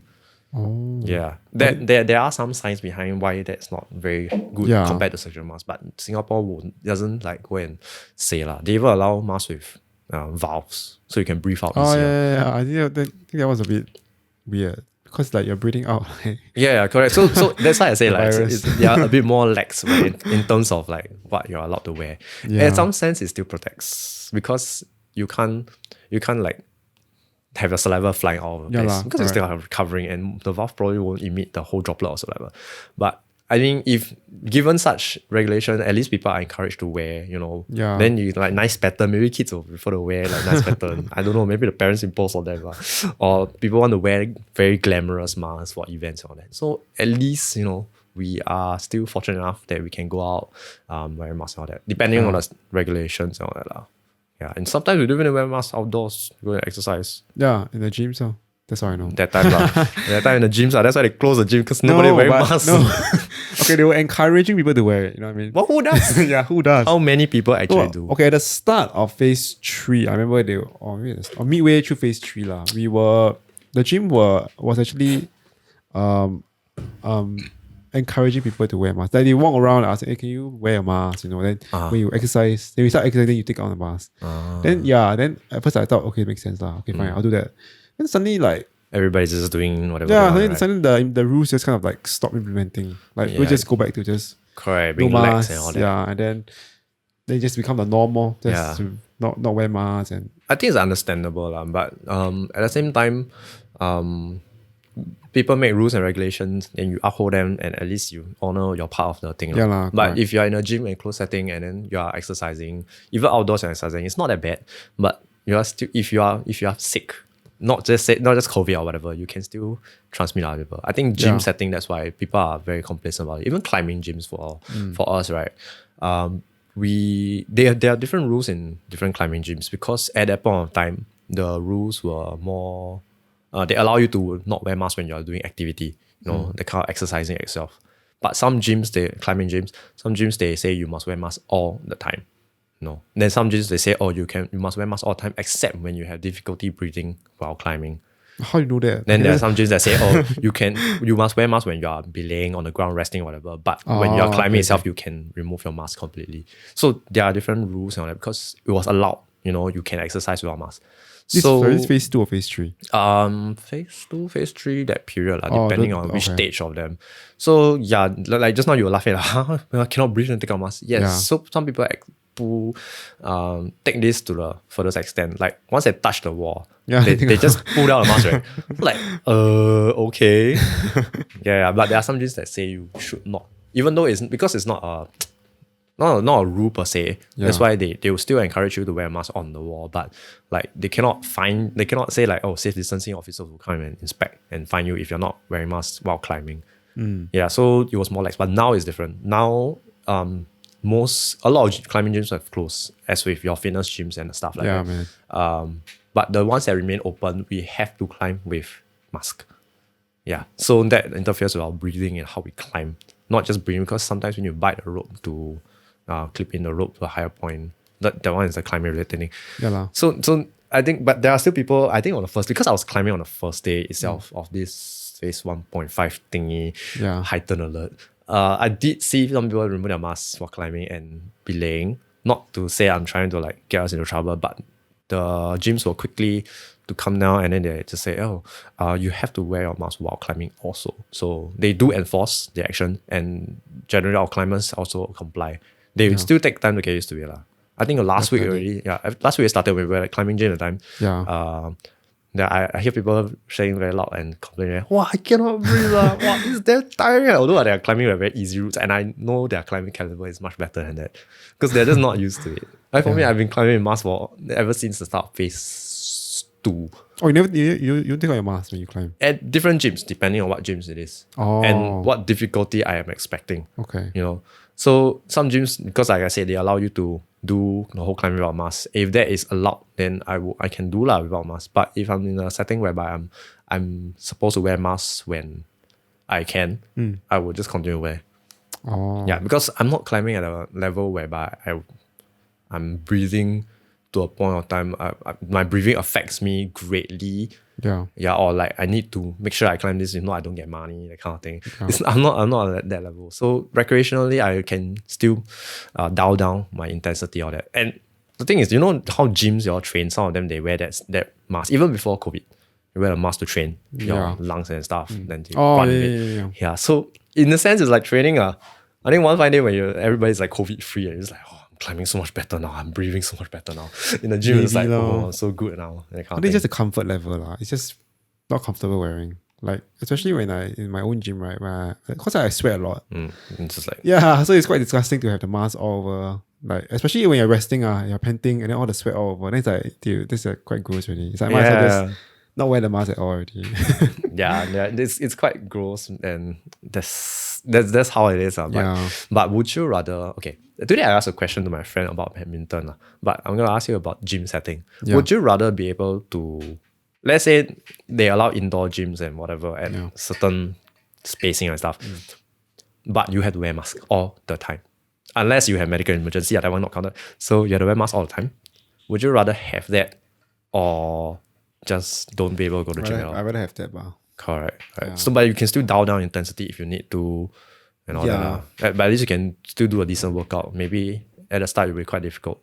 I mean, yeah, you can lah, but I think it just differs from people to people lor. Cause some people, let's say they're doing some, they're trying to get their 1 rep max. Yeah, they're like trying they to do scream some and shout and everything, and then they breathe so deep that the mask go in the mouth. yeah, or they're doing some competitive thing. Yeah, cause I'm not sure about. I think some powerlifters they believe a lot in. I think it's true lah that the breathing helps with their lifts.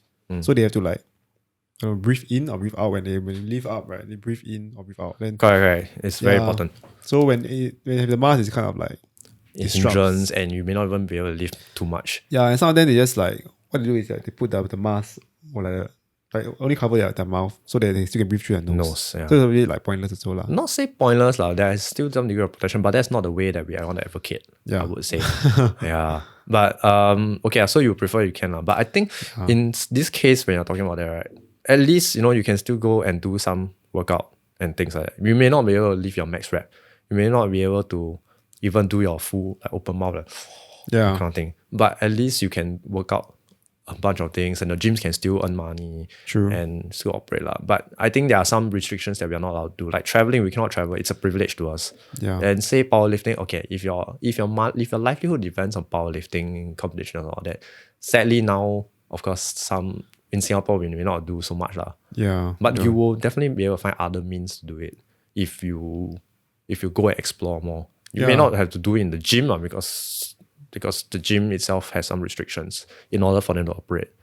But I think we need to understand that there are things that we cannot do now because of the whole situation, which is tiring, but sometimes necessary or not necessary, but we don't make too many rules around here. I have a friend who I mean she loved working out a lot lah. Then she bought like the entire squat rack, put in her house with like Olympic bar. She buy those like real weight plates, like not even like 1 or 2. She bought like the whole rack. Yeah, like 6 weight plates with like different weights. Her house can take it. I see her Instagram stories. She put it in the living room. So it's like literally like living room. My living room is not right. It's like in front of the TV like that. I just put there. The floor can take it or not? I don't know. Because I'm worried about people who lift very heavy weights and then they drop to the ground. I think she put some foam. I think so. And then she bought a bench. She bought some dumbbells. Like wow, the whole is like a home gym really. Yeah, then the neighbor downstairs, upstairs. I think they should be fine lah. As long as they don't like. There's no bang. They don't like let go of the weight. Yeah, because I find that if you are doing weights, right, you're slamming weight on the ground. I don't think like every building is designed for. Yeah lah, correct. But at this point of time, like it's you better gotta do what you gotta do. Yeah, but not destroy the building. If you drop the weights enough, you probably crack the ceiling or somebody's house or your own floor. No lah, I don't think they lift that heavy lah. Yeah, not that heavy. Yeah, but I've seen people in the gym that lift like crazy amount of weight, which I think is not suitable for the home gym setting. Yeah, correct. That's what I was concerned about. Like what your friend has the whole full package. Maybe she lift a lot. Yeah, she okay lah. She's fit lah. She's fit. Fit enough. Yeah, I only have like pull-up bar at home. 1 resistance, 2 resistance band. Yeah, very much that. If I need to. But you go work out, man? I don't. I thought you do a lot of climbing. Correct. I'm more lazy side. I don't do a lot of training things. If I I just climb, I just cycle, do the things, the activity itself. Yeah. But of course, everybody say we should and all that. But it takes a lot of discipline and time and commitment and all that. So I mean, like lifting weights. Like let's say you're a climber, you're a cyclist. Oh, okay. You still need some conditioning to do better in your sport and all that. But that's if you're a professional lah. Not true lah. Or if you're trying to go to the professional level. If you have a goal and all that, you want to work towards it, you want to prevent injuries and all that. There are certain muscle groups and you still need to work. So, and conditioning, if you want to climb more, like enjoy more, you can last longer on the wall, train your arms and all that. So there are some exercises. Oh really? Yeah. Yeah, like people they call it hangboard. So climbers. Oh yeah, I see. They hang on the thing, right? Yeah, they just hang in different styles and all that. So they train their endurance and hanging, so their forearms and stuff. I do less of that because I gotta work and all that, and I'm not so disciplined. But you can buy it, right? You can put it at home, right? You gotta install it lah. Yeah lah. Some of them need to drill hole. Oh, need to drill one. Some need to drill. It's not like just clip on kind of thing. Clip on I think double-sided tape and then you hang your full body weight on it. And it drops on you. Right. I bought a pull-up bar that is like you expand the thing. Yeah. I have that. You can do that and you can strap a hangboard to it. Yeah. Yeah, at some sense lah, but like to some degree though. I have this 2 thingy. It's not a hangboard. I can hang on it. I can do some stuff on it. I have them, but it's not used so far because there's no lockdown. I can still go climbing. Why would I want to spend so much time training? Yes, I'm just not the climber who does that. But I have a few things. If I need to, I can work out at home. I find the whole expanding bar thing very useful. I can put higher, I can put lower. Yeah, man. You can put lower, you can do sit up. Like, oh yeah. Oh, yeah. You can do hamstring curls, because you Oh, you the other way, right? And you hook it on the floor, Yeah. then you just face down, and Then you you can try do to go. hamstring curls. Yeah, I was like, oh yeah, you can do that too. There's so many variations. but very mafan to keep unhooked. Well, it's still less fun than going to the gym itself, lah. Or if you cannot go to the gym or go downstairs. Yeah, but downstairs nowadays a lot of people. Yeah, I try not to true. go. There's mat people like bringing their mats here, and some people you don't even know them because they're not from the neighborhood. And they bring not only that, they bring weights also. They bring kettlebells, dumbbells to the. You just bring yours also, lah. I don't want. I mean, I think I'm pretty sure they live very very nearby lah. Yeah, they carry there or they drive there. I don't think so lah. Pretty sure it's around. Then they like, they just take up the whole pool bar. They use all the resistant bands. Dumbbell, kettlebell. Gym setup, right? Yeah, like dude, what up? Relax lah. Like, but how many kettlebells do you have? I only have 3, but I use it because actually the kettlebell's not mine. My mom's son. She actually use it for some feng shui reason. She says to hold the money down to the house, So she put it around the house. I was like, screw this shit lah. Let's use it for working out. So you're lifting up the money I and don't put it back care down. lah. You're like I don't know. She got this concept, man. I've never heard of it using kettlebell. I thought maybe people use rocks, and stuff. Yeah, rock features. Those are the things like the feng shui thing, like the crystals and stuff. This is my first time hearing kettlebell as a feng shui. I don't know, but good for me lah. Yeah, it's just happened. I thought you bought the kettlebells, No. every week 1, week 2, week 3, different color every day. Oh no. I do this week 1, week 2 just to kind of discipline myself to work out every day. Try to make sure that I still get my exercise. This morning you also worked out, right? I didn't. Huh? I waited for you to come first. Yeah, You wake up at 7 something and tell me your address. Yeah, but I was like, oh man, but then I will have to eat also, then I will have to shower. Whole regime all that. I feel too rushed, right? So I was like, screw it. I'll just do it after the podcast. But Correct. Your camera run still running? yeah. Actually, I want to ask, like, when... Yeah. Actually, I asked you before, but when do you get into climbing one? So into climbing. Yeah. Climbing, okay, my history is damn long. If you want to hear the whole story, I can. You can go. Okay. Go ahead. Yeah. Oh, you want a brief one? The brief one is 2017 of the year. Okay, so you can skip the next 1-2 minutes if you don't want. Okay, so my whole first contact with climbing, I would say not just considered camps lah. Camps in primary school is not counted. So it will be secondary 1, 13 years old. So I was at, like earlier in the podcast we say Boys Town Home. So there was this climber Everest. Now she's a so outdoor climber, mountaineer per se. Joanne Su. Okay, yeah. So she's part of the first Everest women's team, Oh, Mount Everest. Yeah, Okay. like for Singapore, the first women's team to climb Mount Everest. Oh, okay. Yeah, to summit Mount Everest. So I think at that point she did some charity work for us and all that. So she organized a class. I believe she organized a class to teach us, the boys, a group of us, level 1. So there's this certification. Yeah, top rope belaying. So I actually went for a class without knowing that I'm going for a certification for a course. They just tell us, oh, you're going rock climbing. 13-year-old me, I was just like, okay, going rock climbing, go there, climb the rock, learn how to use a rope and everything. My hand got jammed inside the thing at some point of time because I'm a newbie. Yeah. That was 13 years old. But after that, I didn't climb at all. I kept the cert for a few years and I lost it. That was 13 years old, I got my level 1. Okay. Because some people ask me, when do you get your level 1? I said, long ago. But in any case, then I think poly. So poly, when year 1, you had CCA tryouts. Yeah, try a few things. I think climbing was one of them. My friend wanted to try. I just tagged along that day because I was free and it's climbing. Why not? So go there and climb. So it became a regular thing. I did for 1 year, year 1 poly.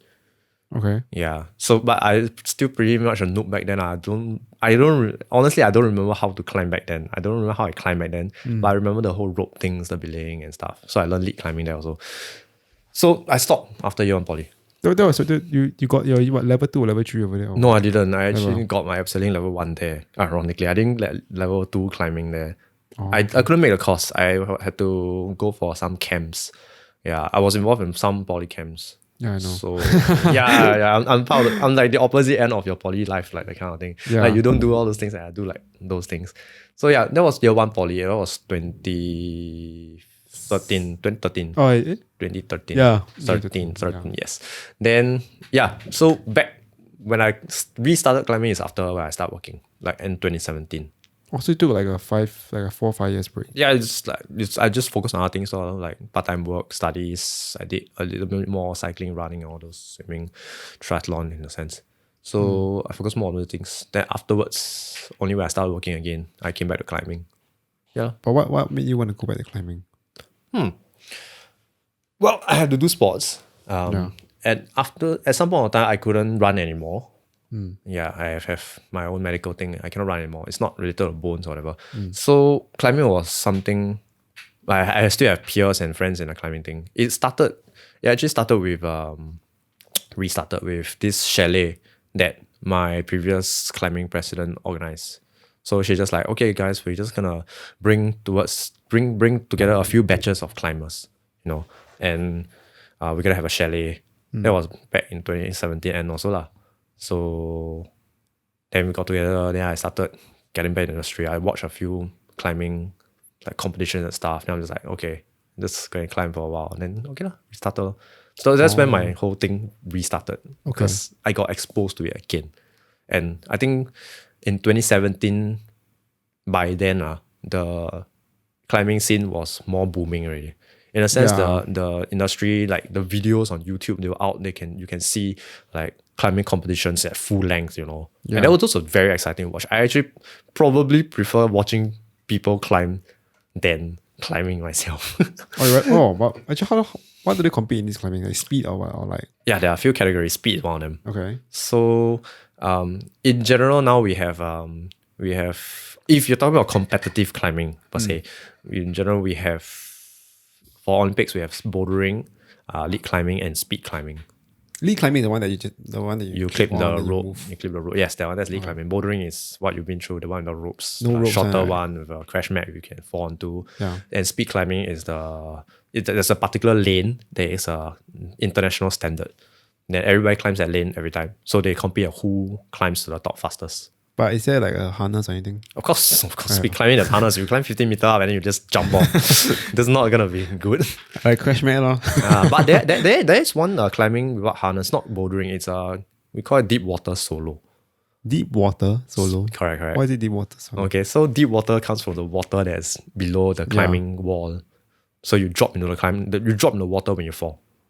It's like a diving pool. Yeah. If you drop very high. If you drop very high at the wrong angle, yes.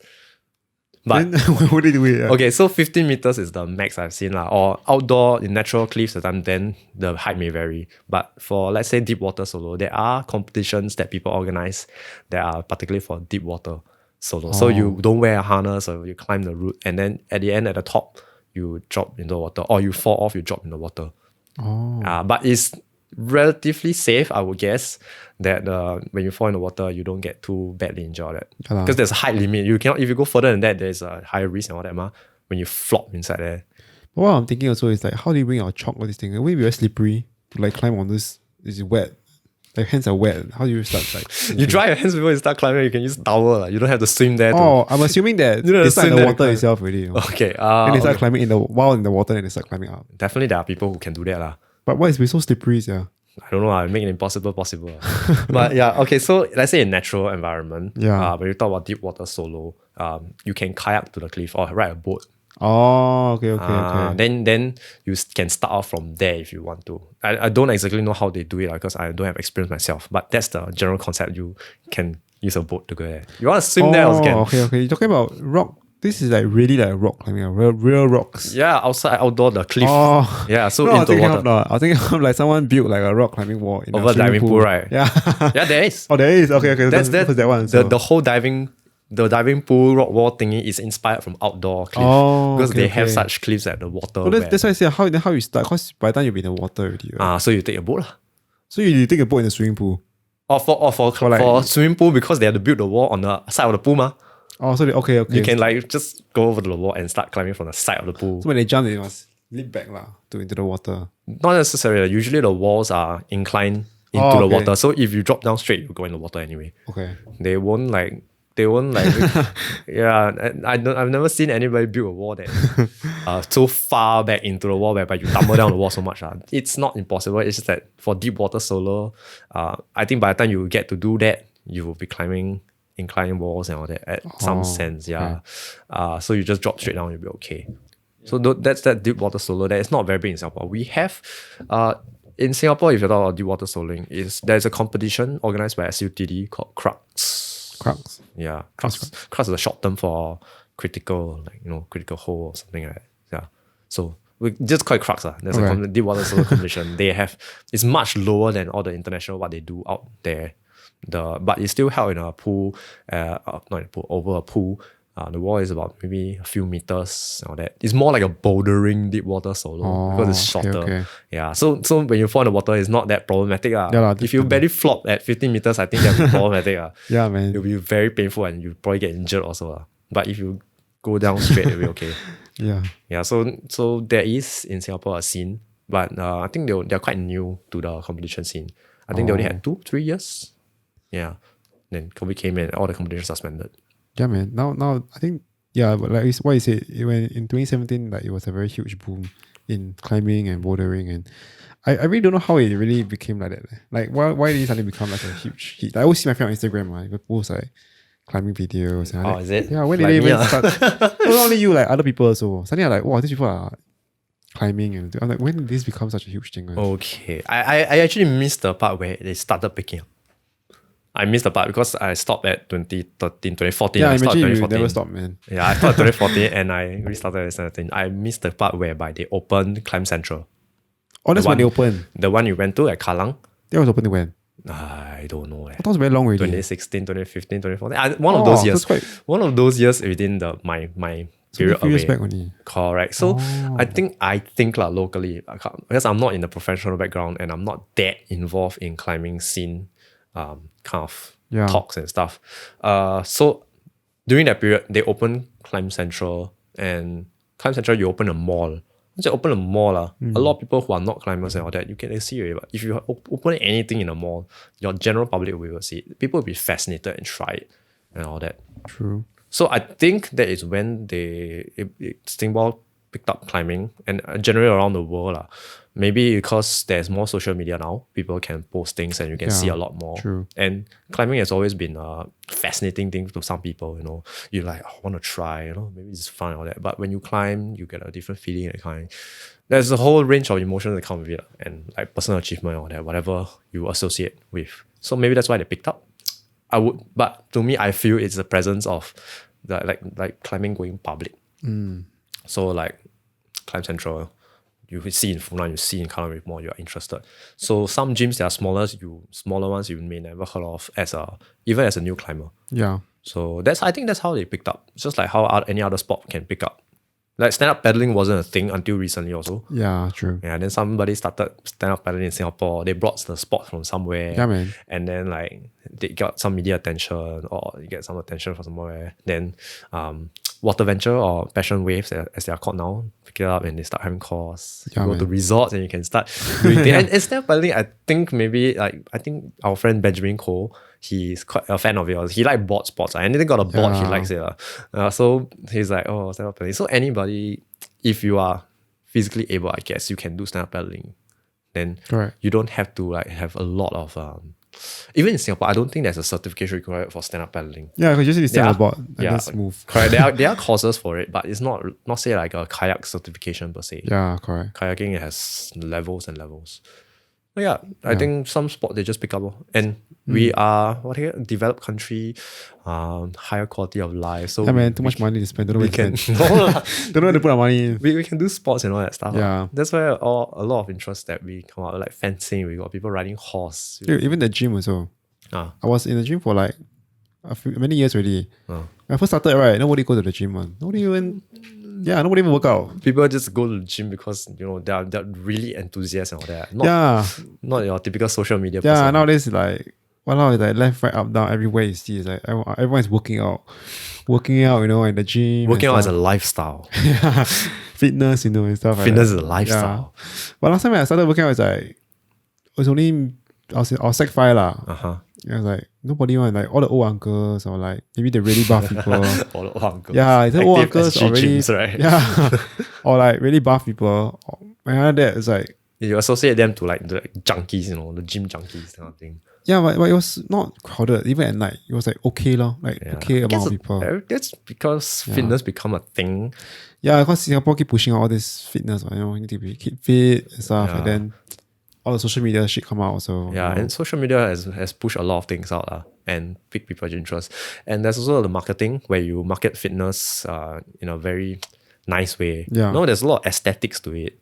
Then you can buy very nice looking clothes. And I think at some point of time people realize that you gotta work out do some workout, do some exercise to keep your body fit, to look presentable. And it's also a networking area where you can meet people and all that. Especially I'm not talking to anyone. yeah, in the gym, I think in a gymnasium, depending what kind of workout you do. Yeah, but like you say HIIT or like those group classes. Yeah. And spin class, spin class is a thing that is like That's like a new thing also.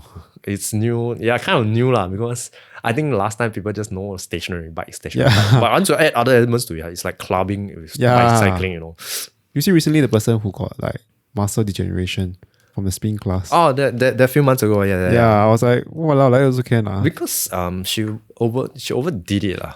But how do you overdid it? It's like working out too much and you get carried away and you don't realize the limits of your body.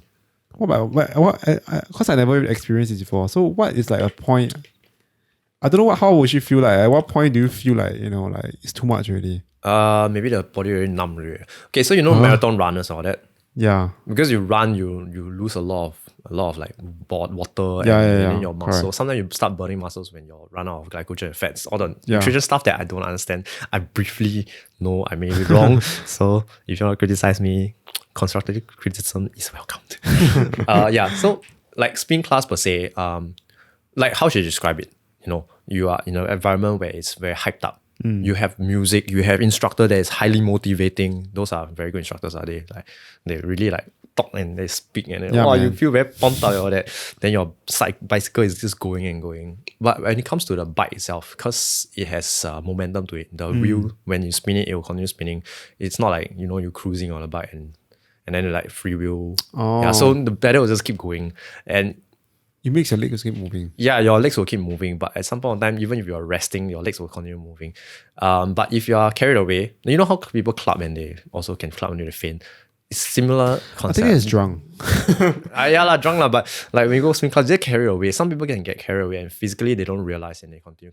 But maybe they feel fine afterwards. That's where the burns continue kicking. After you work out, you run, you still want to keep drinking water and hydrate and all that kind of thing. So sometimes the after effects. I think those ladies, they were experiencing those because they push too much. And once they go over the limit, their body starts doing the wrong things. They cannot function properly. That's where the whole breakdown, the muscle breakdown, their pee coming out with all the excretion. Yeah, man, that's gross. And to be honest, like how they did it is there's nothing too much. They need to let the body process it. Yeah, they can hydrate her and all that, but they need to let the body run through the process and all that. So I'm not saying that spin class is bad. No, it's not. Yeah. There's no, every activity has its own things to it, but it's just that if you get carried away and you don't realize it, it happens to some people.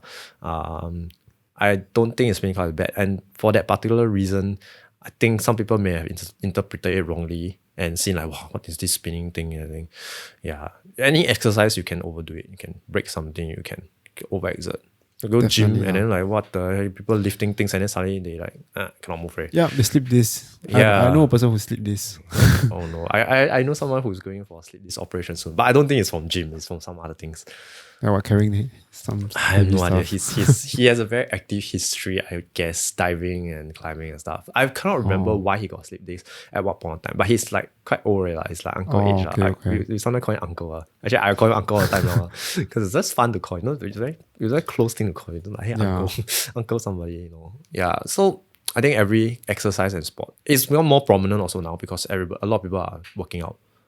What, climbing or what? Working out. Oh, like working in general, out. like exercise, cycling and and climbing, doing gym, even yoga, people doing it, outdoor, indoor, or any other forms of skating, longboarding, all kinds. In Singapore, I think we have access to a lot of different kind of sports. Yeah. My God, I hate. You hate hate how this. how you hate what? How is it crowded? Is it? Yeah, I guess just everyone is working out and the crowd is just. But then now it's closed and everyone is doing other things and Crowding your pull-up bar. yeah. I mean, it's not mine lah, but still. Yeah, I did notice. 10 years though. ago, wouldn't be anyone there. Correct. I did notice that even once the whole circuit, like this COVID thing started, at my house gym, right?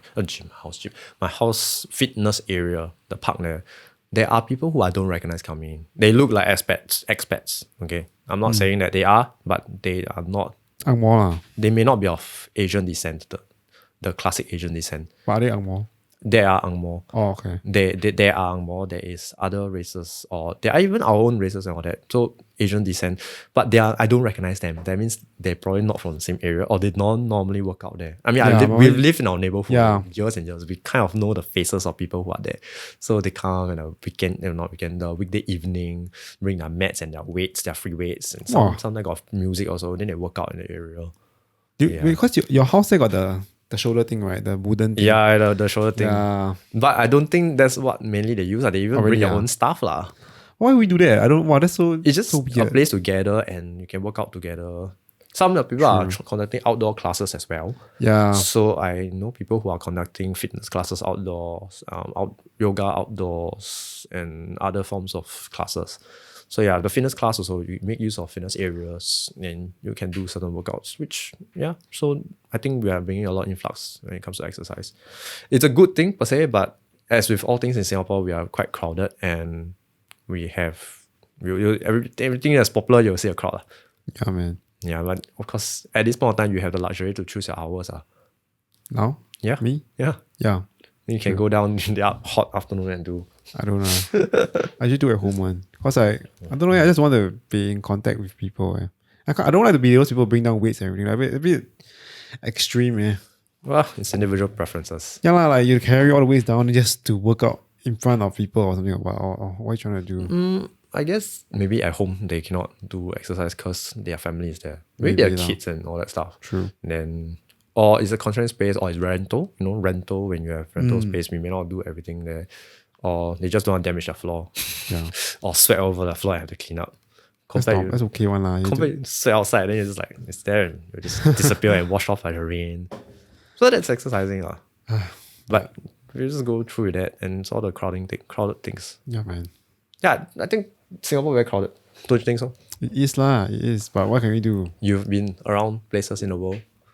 Not a lot of places. Shanghai is also crowded, right? It is. It is crowded. It's basically like a...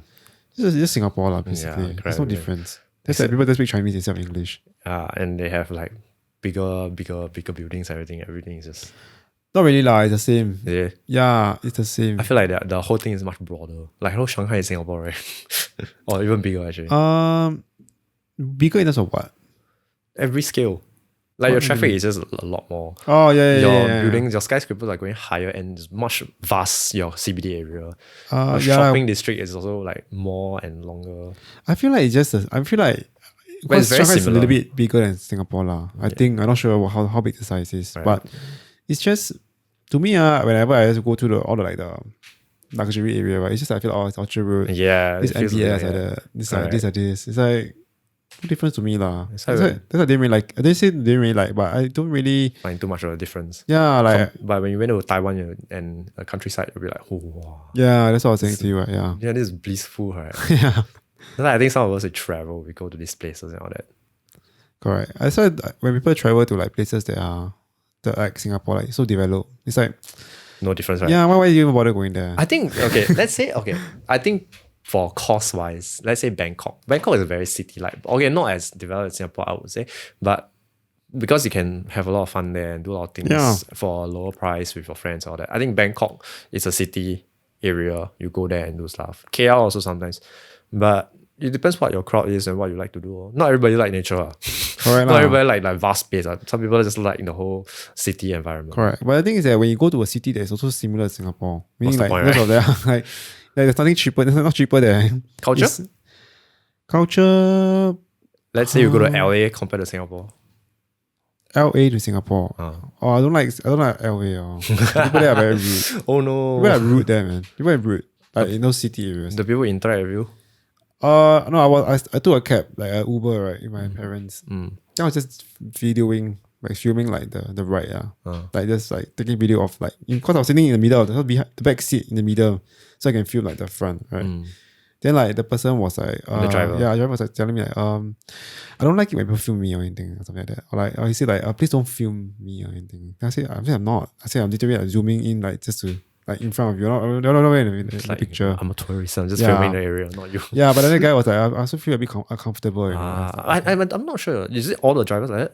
I don't know, that's the only one. But that was kind of the impression I had, because that was the point that I first reached. Yeah, then you take a cab, right? Yeah. Maybe it's just that driver. I think there are some people, even in Singapore, wherever nice country, there are people who just don't like the film. And if you didn't ask them beforehand, they may take it differently. Yeah, I know, but I told you, I said I wasn't even filming you. I said you're not even in the picture. Yeah, true.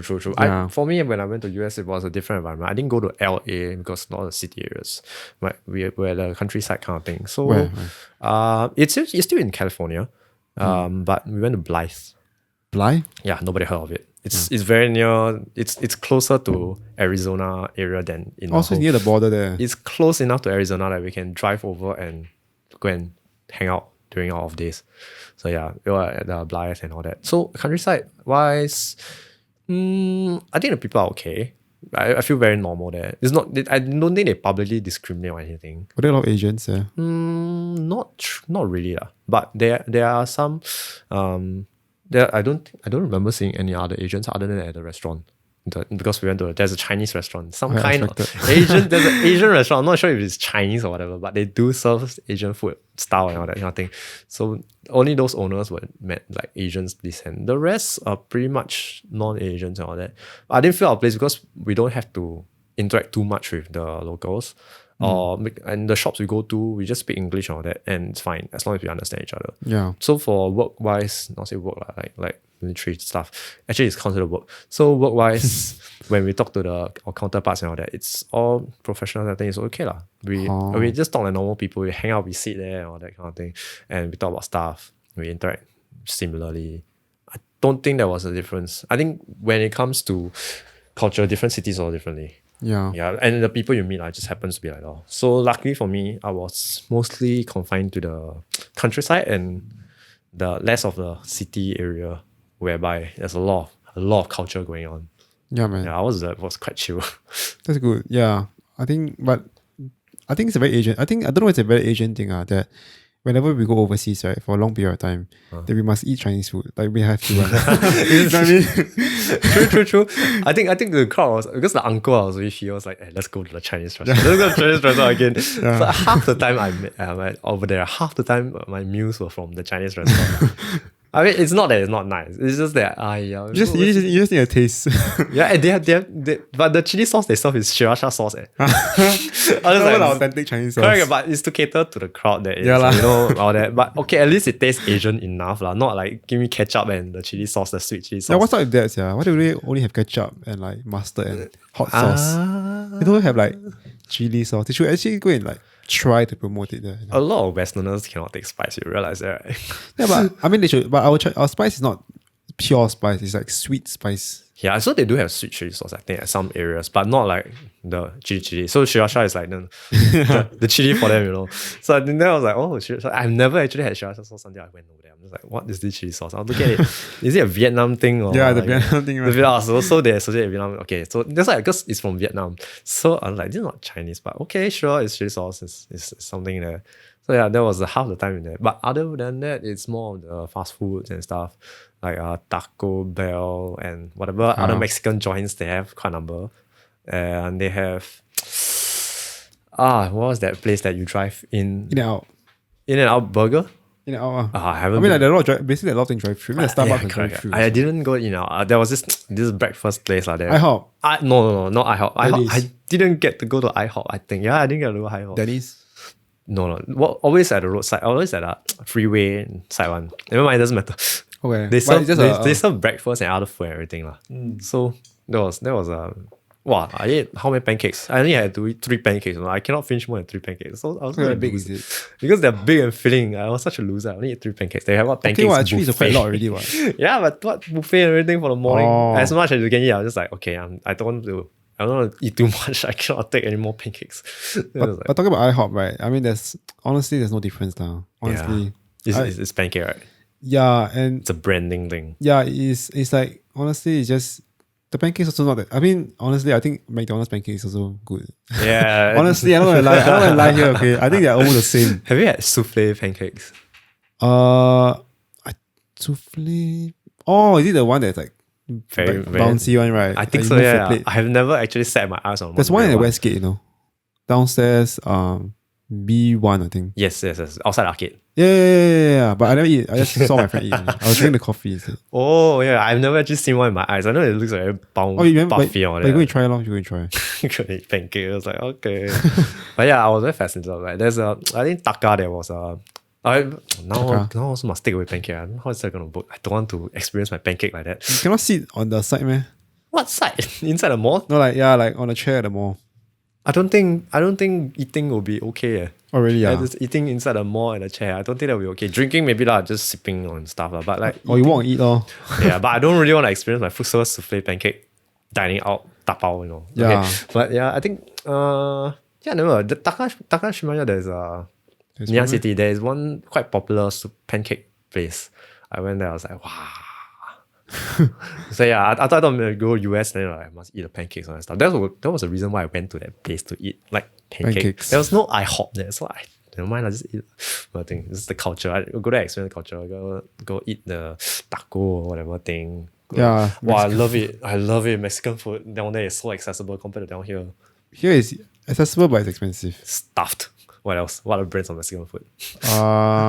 Baja Fresh. No, there's this another one. Well, you always see, there's one at Star Vista.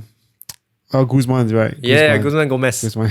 Yeah, that's only how many stores. But it's so expensive, man. Yeah, true. They are not like fast food standard. Yeah, down man. there you just go and stuff fast food. Yes, salsa. I don't know why Singapore is so expensive. I think maybe it's just It's raining, guys. so, Raining. so it's not. It's I don't know. It's just maybe they never picked up. Carl's Jr. had salsa and now there's no free for salsa. I know. Free for salsa. No, but the Guzman one was like what, like $8 for like a small bowl of like beans and rice and. Correct. Honest review. Do you think that Guzman Gomez is good? I haven't tried it before, but I see my friend eat it. But no. I don't think it's good. I I think it's good, but it's not worth it. I think. Cool. True. I actually don't think it's good. Oh, really? Yeah, why? If I were to eat, I would probably eat Baja Fresh instead. Or Baja Fresh. Where is Baja it? Fresh. Baja Fresh. The only one I remember is near Cathay. Near that Dhoby got there. Near Sota, sorry. Near Sota. Oh, it's only got one branch. I think there's more than one, but I don't seek it out. I don't seek out the Mexican food in Singapore. Wait, Baja Fresh. I think it closed down already. Huh? Really? Oh, Open 24 hours, right? I'm not sure. I can't remember. I remember got this Mexican place near Sota also. Yeah, that's the place already. It's closed down already. Oh no. Recently, I just walked past it. Yeah, Closed down. this is not very good. I go there always empty one. There's just no market in Singapore like that. I don't know why. Maybe they're just not going. Or they came there late. They came at the wrong time, lor. Now Mexican food like quite popular. Because of the Guzman thing, what? Is it? I don't know. I think it's called stuffed. Oh yeah, Stuffed is everywhere. It's correct. And Stuff. they are so very basic things, but it makes you full and it's a very different taste from all the food that we eat. I feel is it like Subway? No man. Don't let Subway. It's like Subway by the wrap version. Yeah, but Subway doesn't have the other things they What they find have? there, like corn, Oh, they have corn. couscous, and you get to pick like you got to pick for different kind of. What's the expensive stuff? I think it's if you eat it daily, of course it's expensive. There are different ranges. How do you order it? So first you order the meat, one meat. You know all the stuff, yo. I know all the stuff. Oh no, no wonder. Okay, I think when you first start, it's confusing. You just like if you first start, right, you just tell them, I never ordered before. Why?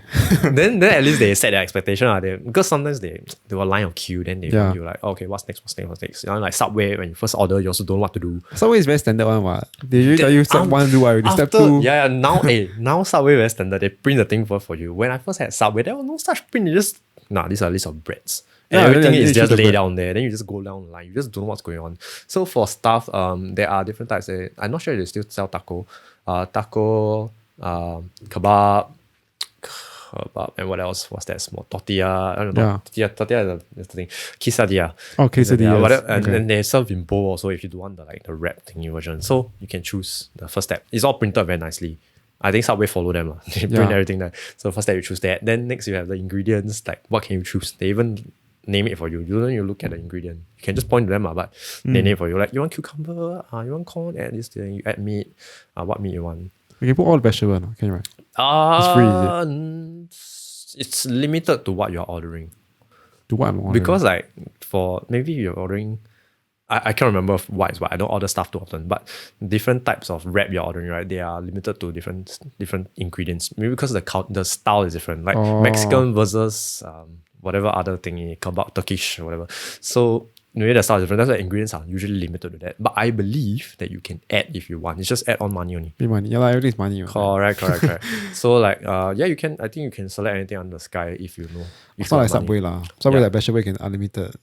No, it's not a Subway, but in a sense, the collection is smaller because Subway's got a lot of different varieties. Yeah. Yeah, but you can let's say you can add. Let's say you can add. Oh, I want big black beans. I want a lot of black beans. Then you just spam the black beans on it. That's it. Then you open up the wrap. It's just black beans. You can do that. You can choose not to have other toppings. So you can just spam full of it. But anything that they can wrap lah, that it works. I can't believe you haven't had stuff before. That's so everywhere. Yeah, I know. I always see everyone. The thing is that I never ever had the urge to go and eat it. Okay, now you have, because now everything must dabao. Yeah, but But if you go out, I'm eating home a lot lah. Yeah, that's why you think, who cooks for you? My mom. Wow. Actually, more like she do the prep. Let's cook. Because all I do is steam everything. Because I hate to. Honestly, you can put water and then put the thing. Then you steam like that. It's not like a special steamer or anything. It's just a wok, and put water, then you put the thing that tray, suspends it. Yeah. Okay, that's good. Home cooked food is always better usually. Yeah, steam already because it's healthier, and secondly is less clean up. Yeah, less clean up. You don't need to wash out a lot of oil. Yeah, don't want to you must pour away the oil. Just pour water only. Just let the water cool down. Yeah, I know. I cook spaghetti. You must like wok. You need a pot to cook the spaghetti. Then you need another wok. You need water. Mix everything. You need oil. Yeah, to make a sauce, some ingredient. Yeah, sauce I don't even bother. I don't go and buy the sauce, the store brand one. Yeah, the can, the bottle just opens. Some people they must make to cut the tomato, puree. Wow, this is just a waste of. Yeah, if those people maybe they are more creative and they love cooking more. So I don't know, but time is so like. No, not say pressure, but time is like so important. Well, you spend it on podcasts and working out and other things. Like at least there's some benefits, but you know what I mean. True. For people, I think cooking is benefit to them also. Some people like baking or that. Yeah, now the baking thing is a new thing. Is it? The whole stay at home, now everyone's a baker already. Oh yeah, that's true. I think the stay at home thing really pushed everybody to bake more.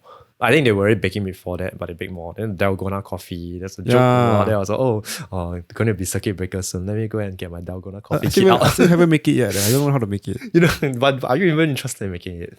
No. Exactly. Don't bother. I made a coffee very fast one. Nescafe. Hot water, 100 grams of hot water, and then 200 grams of milk. Still get done. Wow, you even go by grams, not agar. Yeah. You go by grams. Yeah, 3 grams of coffee powder. You have like the weighing machine. Yeah. Okay. So you already have some sophistication. Because I don't want to take too much caffeine, so I limit to like 3 grams. Oh, not just take 3 scoops. Huh? 3 scoops is too much already. No, not just go by scoop. Oh, but the scoop sometimes can be too much. You take too much. See, it's a chemical engineer, guys. You're a chemical engineer talking about. You were in the same poly, same course. Yeah. Okay. The whole poly situation just like appear there, and you're just like, how is that surprising? Huh? What do you mean? I'm surprising. I was surprised. Yeah. Okay. So we are both. We studied chemical engineering. He went on to do a degree, and you are graduating or graduated already? Graduating. So you haven't go and receive your cert? I just haven't get a cert. Have you got a cert? No, have you? Okay lah. So finished already. Graduated from degree. I finished my diploma only. Yeah. So when we first apply after P6, after secondary school, sorry, O level thing, you never apply. Then I ended up in CB, chemical and biomolecular engineering. What's your first choice? That was my second choice, I believe, or first choice. One of those. What was your other choice? Pharmacy. Pharmacy science. Yeah. I think I would have done better in pharmacy, to be honest, even though I don't have bio background much of it. Don't have to. Why do you need to? Yeah, that's true. I think I would have done better. But in any case, chemical engineering. So when I found out you were in chemical engineering, also I'm like, huh, dude, wow. Then you were like, not surprised at all. Why was I not? I don't know. I don't know. You're just like, how is that a surprise? I just didn't expect you to be a chemical engineer. So I chose that because I was good at math and science. That's it. Yeah, which is good, which is smart, because I wasn't very good at math. Why did you even choose engineering? Chemical. Or do they do chemistry or what? It's more science related course. Well, I think chemical engineering has an industry on that. At that point of time when I was younger, I think that it has good prospects and all that. It gives a stable job and it pays well enough. And also the chemical part. I like chemistry and all that. So that part got me, but actually it's more engineering and chemistry, which I found out later. Yeah. And I let people who are coming to the course know that you should be good in math and physics before you consider engineering. I think chemical engineering, people get confused, is that you need to learn all three sciences. You need to be all good in all three sciences. Because you learn biomolecular stuff. So. Biomolecular. That's like 2.5 credit in the whole freaking course, Yeah. Or 2 credit, That is insanely like small. Only one mod, right? One mod. It was only one mod. No, Okay, maybe two mod. The other one was the Bio, farm. yeah. But that wasn't really much bio. That one was just processes. Yeah, more like streaming. Yeah, the real process. bio, like cell bio level kind of thing. It's very small, so. But I struggled at that one. The course. You struggled at that Struggled. one. What was your grade for that anyway? I was I think I got B. B. A lot of people fail there, right? How did it fail? A lot of people, okay, I'll say a lot. I would say the most people who remod is for biomol. But you didn't remod, right? I didn't. I did well, surprisingly. What do you get? A. No, I didn't get A. I think I'll be plus. Okay lah, but cause you know why? Cause every lecture has a test. Yeah. Has a quiz every lecture. Every 1%. What? Is it? And we had like 10 lectures. I don't know. I think I did well because I'm not a very engineering person, I would say. I'm very more bad science. engineering. So all the math and all that thing. But when it comes to biomol, it's easier. And also because I think most of us didn't understand the concept, what were questions were asking. In school, when you are asked a question, you must know how to answer it in a certain way. Not just answer it. Sometimes the answer may not be what the teachers are looking for. It applies to every other subject. Yeah. So I think for biomol part, I understand that a lot of people fail it, and I didn't have background in biomol. And at first, I also answered wrongly. Like I know like the answers, but I'm not sure what angle to approach it from. Consultation also, I asked Mr. Brick. Oh, consultation, I didn't know. No, like your at poly level and tertiary level, you can ask teacher what things, during you can meet after them, class. Yeah, you can meet them. You can meet them after class, or even in class, let's say tutorials, you can ask them. We have tutorial, man? Biomol got tutorial. I don't know. I can't remember. But in any case, mine was so. after class because some of us were really concerned about how to do that. So that's why we went to ask him how to do it. So for me, it was more like I need to know what is he expecting, because I know I got the answers. But when he tells a model answer, I'm like, what? How can it be this is the answer? Okay. I didn't understand the logic. But once I understood what angle is he approaching, what the lecturers are approaching the angle, then it's become a very easy thing. Right? Oh. Yeah, I think that is part where people struggle because we don't know what angle people are coming from. Maybe that's why.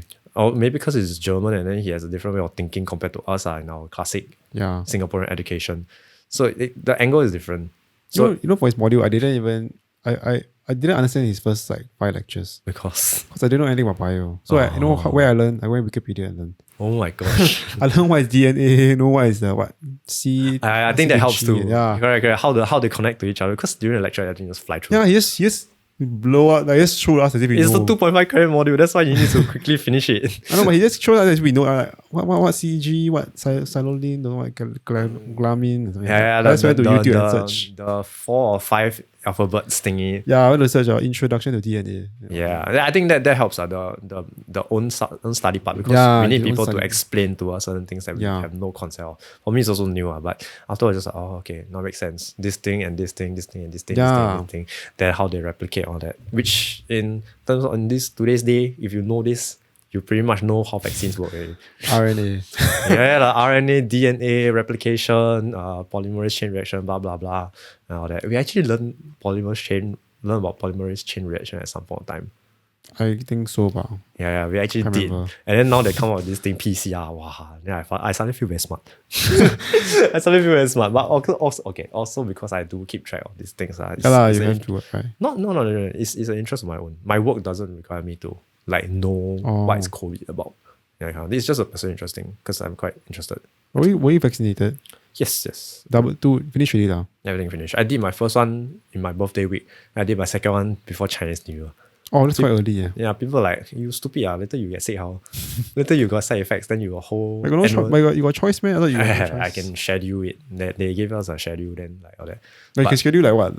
Next year? No lah. But you still have to do it eventually. But actually not need to do it or have to do it. It's not forced. It's just highly encouraged. Or else. No, there's no okay, there is or else, but it's not like you get fined or whatever. Yeah lah. Yeah, but for our blood bank settings wise, it's not like it's not enforced and there's no consequence on an administrative level. Lah. But I think some hospitals last time, I'm not sure about now, last time if you are vaccinated, you do not have to submit your daily temperature. Oh, really? Yeah, I think some hospitals were doing it. Some medical institutions were doing it. For us, wasn't. For us, was just getting stricter and stricter. Which, okay, in a sense, maybe it's better for like tracking and control and all that. But you must know how the thing is done, lah. Yeah, lah, correct. Yeah. But I think it's a good practice. Taking your temperature every day and every now and then. Oh yeah, don't trust those malls infrared thing. It's take it at a pinch of salt. I know. I don't think whether it's even useful. I try and proven it doesn't work that well. Why you got put the heat pad on your head? No, not a heat pad. It's a real fever. Oh, really? Yeah. You still go out? No, I went to the clinic. Oh. Okay, so context. I didn't go to McDonald's. McDonald's is downstairs my house. The thermometer scanning thing is outside McDonald's. There was nobody in the queue. The person wasn't manning because the person was inside Jaga the queue. There's nobody outside at the queue at the kiosk. So the machine was just there for me to like beep. Yeah. So that day, I woke up. Everything was pretty okay. Then I had some lesson I attended online. Then I felt sick all that. So I had fever. Yeah. Blah blah blah blah. I went to the polyclinic. They measured my ear and it's 37, high 37s. So I was really feeling sick, like legit. Then when I was on my way home, I passed by McDonald's. I was curious. I was like, I'm gonna scan myself and see if it works. So I was still having fever. I go to the thing, 36 point something. 36 point something. I'm like, yep. But there could be other factors as well, right? Because you're not very high, you're 37.6. It's not like very, very, very high. Like that's not like 38 or something. Oh yeah, at the clinic I was 37.9 already.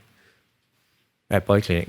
But any case, it's 1 degree difference. 1 degree difference makes a lot of difference in terms of you are talking about body temperature. Even in our room temperature, so 1 degree is quite a lot of difference. You can feel it already. So when it comes to that, if I'm having a 38 degrees Celsius fever and I scan, I've got 36 point something, you are healthy. But I am sick, obviously. That thing is not very helpful because of the way the technology is. It's just like that. But you scan with your hand or your My head. Oh. My forehead. I don't just scan with my hand. My hand will definitely be lower or about the same temperature also. Because everyone do that now. Not supposed to do that, but yeah, some places they do that. Not every place allowed. Yeah. There are different rules regarding it. Temperature taking, I wouldn't say is the most effective way of controlling COVID, but it does deter people from going if they're sick, and it does show up sometimes if you are very hot. Yeah. Some malls, if you are very hot, they ask you to wait first, see if you cool down. If you cool down, okay. If you don't cool down, then it's probably your own temperature. that don't make any sense. No, because you come out from the hot environment, then your skin is hot, but But it's not that hot, right? it can be hot. I perspire a lot. I know it's hot. It's hot. Yeah, but It's not that hot. it can eat the surface of your skin. It can be hot for a while because the sun is glaring at you. So it will reach quite high I temperature know before lah. it cool down. But unless you are like literally in the sun for like 1 hour staring up into the sky, It doesn't have to be. But have putting you like a black color thing. got stopped going to the mall before? No, ever. I have. Huh? Why? Twice, I Because of think. that? Because Because of too hot. Because on their monitor, right, it shows that this guy is having more than 37.5 degrees Celsius or something. Oh. That kind. Maybe 38 whatever. I don't know lah. But 38 they is they, quite- they just tell me, okay, your temperature is quite high. You all two stand outside, wait first. Like stand there first. Then maybe later we check again. So we just stand there for like a minute or so. Then we come back in. Then okay, temperature's okay. Oh. Yeah. So some malls actually enforce that, which I'm quite delighted lah, because they don't just like Yeah. wave you by, wave. Nowadays, a lot of this, right? Yeah, just wave us by. The kind of complacency, as long as some don't even check us in. I don't even bother checking. It's like Yeah, your I mean, phone. we will still abide by the rules and just scan in whatever thing It's not too consequential to be Yeah. honest. And as long as organizations don't misuse it, you'll be okay. But yeah, the whole foil thermometer thing it doesn't serve its full purpose, but it's something I guess. It's a little inconvenient, but it's something. At least people who are sick, they may scared to go out. True. To go and get caught and all that, and it gets stopped. And if it really does pick up a very high fever, then okay, good lah. So yeah, that's just a very interesting point for me to experience because I've always wondered if it works. Yeah. Just nice happened, I got fever, then okay lah, can go and do lah. But the funny thing is that fever, I was so prepared to gonna swab test everything. Then you get a swab test. No. My signs Why? were headache and fever. So I had no respiratory symptoms and other symptoms. But you're already vaccinated then. Yes, I was also vaccinated. So when I went to polyclinic, I was So they assess it as it could be any viral infection, not necessarily COVID, and you don't have respiratory symptoms. So that's one key factor also. So I will still give you, I'll give you 2 days MC, and you go back and rest first. Some painkiller meds and some for your feeling bloated. Just go back and rest. If anything develops respiratory symptoms or your fever don't go away after 2 days, you come back to us. We'll do other tests. If it's respiratory symptom, it's swab lah. Yeah. Then if it's not, then if it's persistent fever, it may be like dengue or whatever. I think it's now they probably have swabbed you. Now lah, different. Yeah. But I feel that it depends which clinic you go to and what the doctor assess, because they are the experts. Like my friend, they had like fever or whatever, then swab already, or like headache also swab already. It depends on what the doctors think of. Well, I'm not saying that I'm not glad that I didn't get swabbed in quarantine for a while, like SHN or whatever. I didn't get SHN, I just get MC. So which was good. I can still go out and buy food. I don't go out per se, go out that day because I'm really sick. I cannot go anywhere. I want to tow on the bed. Eating was a struggle for me. I didn't even eat that day until night time when the porridge was colder and I could, sit there and slowly eat. Because I wake up at 8 o'clock and eat. Yeah, it was quite bad, but the next day I was okay. Oh. Yeah, I was quite surprised that I didn't get swabbed. Yeah, I was quite surprised. Normally you get fever, you get swabbed already. Yeah, even last year I had runny nose, they didn't want to swab me. They gave me 5 days and I just stuck at home. Runny nose, no lah, won't have to, but fever, yeah. I thought fever. No, 5 days, you don't get swabbed. You just like sitting at home camping out your life. Cannot go to work or whatever thing. Cannot go anywhere. 5 days. Oh, that sucks, man. But okay lah, not sick. Being sick is worse. Or not having healthcare is worse. Yeah, but that's okay lah. You haven't gotten any of these things, right? Swab? The whole situation, because like you never had to fall sick and go to the doctor or Yeah, but even if honestly I don't even remember if I fall sick. Cause I don't know. Maybe I felt a little bit sick, but nothing that you need to make a trip also. Like, just rest at home, right? Yeah, maybe I'm just tired, just sleepy. Just sleep more. when the last time I was sick, I was just toast, yeah. The whole lesson is on it and let it be. They say you have to on your camera, video and be there, right? I on the starting few minutes so that I just just record it. Can I record me? I don't think you're allowed. I was driving the lesson, online one. Oh, you think you're driving lessons now? I'm trying to take but it's a bit difficult. Where are you now? I only finished my theory lessons. Oh, so you're going to start your practical soon? Yeah, I'm thinking how do we do the practical? Do you know that simulation? Yeah, because like for school wise, when you book your practical, I think for BBDC it's 4 months. 4 months before. Like 4 months is the next slot that is available for booking. Wow, so yeah, so unless you're long, camping there and waiting for like people last minute cancel. But 4 months. Okay, let's wait 4 months now. It's insane. How am I gonna predict my 4 months? I need to like set schedule. Wait, you can book now already? I can book for 4 months ahead. I can book for 5 months, 6 months, depending. Last time cannot, I don't know why. The demand is damn high. Oh, they're allowed to do that. And it's damn sad because I was like, 4 months. But there's also the option of private. But do you know that the private driving instructors, they stopped giving out licenses, right? They stopped giving out? Why did they stop giving out licenses? Like they stopped giving out driver instructor licenses for already, private ones. They stopped. Why? I think it's just policy lah. I think it's regarding policy, how our government and all that want to steer the direction. Yeah, so whatever remaining out there is the pool of private drivers out there. That's what I heard from a driving instructor, a school driving instructor. That's what I heard from a driver also. He told me that next time no more private already. I think honestly, I think private is good because it's cheaper lah. Isn't it? Yeah, it's cheaper, but I don't think the lessons they give is better. It's just they let you drive the car. At least I need to get in a car lah. Yeah. So at least that's something good lah. Whether they mark me down or not, I will be. I think it varies from instructors. I do hope that if when I drive and I make mistakes, I forget to check something, they can at least tell me. The private one or what? Or the school? Instructors. Instructor in general. I'm sure the school one will have certain standards to meet. The private one, maybe sometimes some people may be more bochap or they have certain attitude. School one, they also do bochap one. Really? Okay, at least I can drive the car. Now I cannot even drive the car if then you 4 months later then I can drive the car because Because when I first started learning driving, the first lesson I had was terrible, man. The person was very impatient. And I mean, this is my first time driving. Private No, school. Huh? But they are paid for Yeah, but I think they're paid not that high. So they just, because they are on they basically work 9 to 5 or 9 to 7. Oh yeah, your first lesson should be in the circuit. Yeah. So it's very sian for him also. Yeah, he's like, very, just balance the what? Are you taking manual? No, We'll be taking manual. So balance the clutch. Yeah, everything. Yeah, I always stall. Then just try again. And he sounds You very always frustrated. stall in the circuit because I just started you. yeah, I don't know. it's You sent me to the F1 driver already. yeah, because the circuit is also very slow. Then just like you cannot pick up too much speed. Yeah. Then because you won't be driving in gears all the time after Correct. that. You will be like trying to do first gear, clutch in, clutch out, clutch. Yeah. So chances of stalling is higher, right? Okay, And you're trying to, like, I'll you know, try to like- take note of that next time.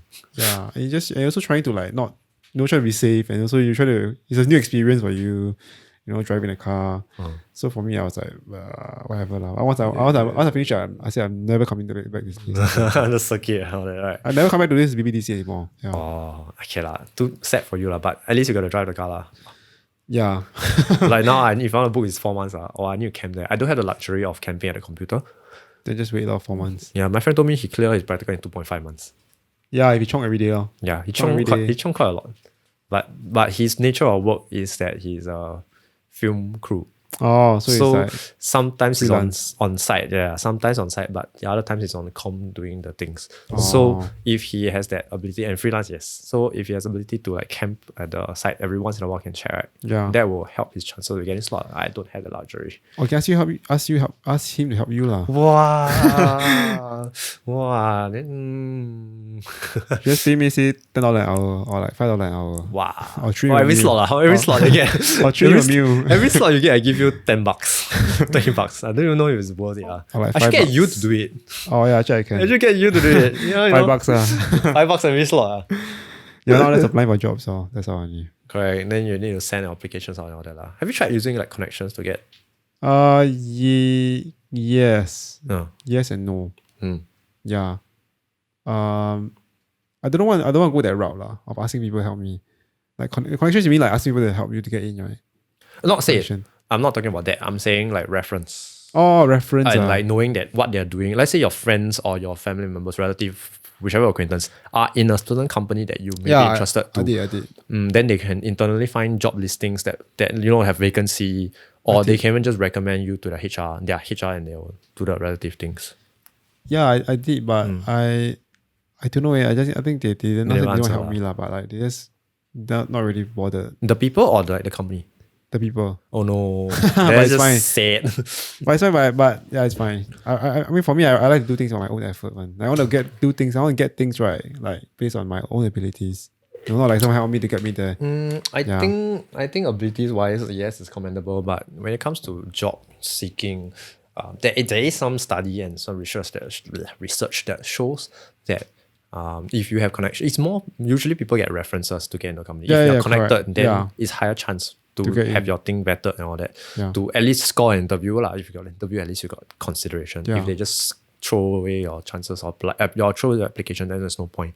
So I think that helps. Yeah. Yeah, I've applied to companies and they have gotten to me independently before, so that helps. And I'm just trying to go that route lah. That route of like I want to get my first job by myself. Then from there I climb my way. Anyway, I mean that's yeah. how. But I really do encourage you to try Yeah. the connections. Like, Yeah lah, you're I literally will. studying the course that you want to No. apply to your work. You have a lot of friends in you have people you can talk to in your diploma last time and your degree now. Yeah. Especially the females who already started working in Yeah. the industry. It may not even be chemical engineering industry. It could be something that you may want to go into. I did, yeah, but I'll see how it goes. I did apply for Shopee. I did get Shopping. referred by that, but then I didn't get through the second round. Yeah, The first round, I yeah. heard when you went for an interview, I asked you questions and Yeah, stuff. yeah. It's quite. I quite like that one. There was one podcast your friend the LC the one. Who Oh, LC, yeah. That was very interesting talking. Like, it's a very interesting topic. Just talk about that. Okay, I think you need to press something right. Like, No, it's gonna die. I think we talk too much already. Yeah, we actually talked for, I think it's one of the longest. It's almost 2 hours 30 minutes. You need to cut away some of the parts already. Don't need to cut anything. Let's put everything Oh up. no, I got new record already. Yeah. Because Okay, we man. talk about a lot of different topics. Yeah, which I think is good. Not just work, like our work is like very small amount. Like my job, like you didn't ask me anything much from Because I think sometimes also like just how the way the conversation moves, correct, it lor. just flows, right? Because Yeah. this is a podcast about like anything under the sky. It's not Yeah. a specific thing. It's supposed to be career, but then I think somehow just Yeah. I did thought about career, not like I didn't. It's not like I didn't. But yeah. it's just not expanded on it too much. Yeah, and Talk about other things like And climbing. because my industry and your industry is that you're interested is not the same. So you don't have too many questions to ask, I guess. Actually, I have a lot of questions to ask. Okay. I Is want it like- part I two? I Or want to is ask it like- one toilet breakfast? No, actually, I asked like one question was like, Okay, one question. I think you have enough battery. Huh? yeah, when someone is trying to like extract the blood, right? Do people like back out? Like I mean, like when they go for they donate blood, right? Do people actually back out because they're scared of the needle? Like they back out of not coming. Yes. What they do? Yeah, Yes. people like that. Yeah, there are people like at various stages you can back out. You are free to back out. Even But- halfway through the blood. Technically, you can. You can just say, I don't want to do this anymore. Oh, Yeah, technically you can, and we will do the steps necessary to terminate from there. Oh, battery died. continue, Battery let's died continue. already. So okay, so yes, there are various stages. But the earlier stages is before you come to the blood bank, you turn away at the door lah. You don't want to do it lah, Oh, yeah. or you just like pang say your friend or whatever. You just continue. You do lah, I don't do. Usually the last stage will like when they see the needle and they're like. I don't want to. Okay, then Oh, once so- the needle isn't in, it's in already lah. Then after that, depending on how it goes, we may continue or not continue lah. But Yeah. if they feel like faint, then you just take out. Right? Of course, if they feel pain, we will not continue taking out from them. Hello. Yeah. So Okay. so like there are donors who will actually struggle when you want to put a needle. Like they're scared. Yeah. It's just like when you're climbing, you're scared also, that kind of thing. Yeah. So they sometimes pain also they will move away because they will feel something lah. Whether how they take it or not, pain or not pain. Okay. Is then they will move whatever. They feel your hand touch them, sometimes they will like jerk also because they Because nervous, what? yeah, nervous. So there are all kinds of donors, blood donors around. Even for blood tests, you're going for health screening also, they experience all kinds. Yeah. So yes, there are people who see the needle, they will stop. But Oh. I would say in general, most people will go through with it if they have committed to it. Or they will Yeah. like back out. Because they'll just look away. Lor. Okay. A lot of people actually look away. A lot of people are scared of needles, but they still continue to do blood. There are regulars who are afraid of pain and they are afraid of needles and everything. But Like you can see donation, there are a lot number of times. But when you poke at a time, there are these few donors who will struggle with it because for them it's quite painful for some reason. But even though we are doing everything is correct. Yeah. So those are donors that they will still come back because for their own reasons, it's a good cause or whatever. Yeah. But if you come and then you back out like that, of course, it's a waste of resources. It's like good effort for trying, but try not to just back out straight away. Okay. You should have you either commit to it or have a legitimate reason you need to back out. Like if you faint or that, which understandable, nobody will hold against you. Even if you back out, nobody will hold against you. It's just like, if you think about it on a bigger picture, it's not good to have such a thing. Yeah. lah. Yeah. And just look away and trust us. Yeah. You haven't tried it. You tried climbing, right? So there are two things on our list now. I know. One thing down already, climbing. And then the other one is donate blood. The other thing is donate blood. So when are you gonna come? I don't know when are you free or when are we when It depends. If you want me to do it or if you want me around, you'll have to be at Outram. No, I started the video from the start already. Or is it? From the first one I started. Oh, I didn't see your YouTube channel, the videos. But I just Is there what? I didn't go and see, as in like I didn't go and watch. I know it's there, just like your name. It's always been there. Just that nobody watched it. Everyone rather just go to Spotify because I think it's easier. So Also because like it's very long, you'll be doing other stuff rather than just watching the video. yeah, correct. Correct. That's what I do. I just watch I listen to the thing, not really the video. Because you do other things too, right? You're like doing other Correct, things. correct. And there's like video, we don't really do much unless like there's something to like show. Yeah. Or you put in your own insert in the videos or that. I think some of those interviews they have some graphics and they show a video of this person. Those are more famous people with like Yeah, things correct. going on. But I don't have all those lah. I can show only like this thing, that thing. Like You show me how to do the inside the. oh no, I cannot show you how to do it inside. You just come and do for yourself lah. Then you'll know how it goes. Can Then lah. if you want to see the video, I think people can just go and Google and True. how it works. There's a Chinese video explain almost the entire process of blood Chinese donation. video. Yeah. Why must it be a Chinese? Why cannot be English? Okay, video? so Lian He Zao Bao actually, I think Lian Zao Bao actually did they filmed something lah. So from blood donation, what is it about from the start to until the blood is transfused to a patient. Oh. So they did a short few minutes talk about it and they shot different processes Oh, okay. from a donor to the processing and transfusion into a patient. Yeah, but it's in Chinese. So if you're All interested, Chinese. you can handle that. You've been in China and your grades are Dude, people always misconception. They always say, "Oh, you go to China means you know." No. better than you started Dude, out. you lah. take CLB also. I Eh. think we both take CLB. Yeah, we both took CLB in secondary school, but you got better grades than me. CLB. CLB, you got pass, right? You fail me? I got absent. I never go at all. I didn't go for a listening comp free. That's why lah, dude. That's not counted lah. Means you. I didn't attend because the bus was very late. So end up there wasn't time to make it there anyway. Listen, convo very short, 20 minutes only. Yeah, man. You know the compo, right? Got one guy coming 30 minutes late. Yeah, but the combo was still going on. Yeah. But if I get there when the exam is over, it's just gone. But in hindsight, I should have lah. But then it wouldn't matter too much, I would say. Only on paper, I'll like screw up lah. No lah, CRP nobody even boy looking one. You know what I mean? Like nobody even Oh. see it as a legit thing. Mm. Like when I told people I take CRP, they're okay, so you don't take Chinese. Yeah, correct. Kind of true. But if you can live through your entire process, like you can order food, you can talk to clients at some level. I think it's good. My clients were all English. Luckily for you, the client gives to that guy already. Oh no, because our target market were foreign companies trying to enter China. Okay lah. So for So you, it's mainly not- were foreign people. But yes, your Chinese probably improved more from primary schools and secondary Okay school. lah, level. maybe. Yeah, it's about the same lah with the whole Chinese situation. Yeah. Oh yeah, we have a video for the blood donation process that they explain in the whole Chinese thing. I also watch. I also see quite interesting. Like I don't get to see that the rest of the process so much. Yeah, we have all those. Any burning question you ask about work? I think like you as a first timer, you are so scared of everything, and then you just like have some things to want to clarify. Me, oh, actually, because I really been through that thing Can before you already. relate? Yeah, Can so you it's understand? like, to me, it's like, oh, it's just okay lor. Like, Yeah. but do you get free food after that? After For finish? donors, yes.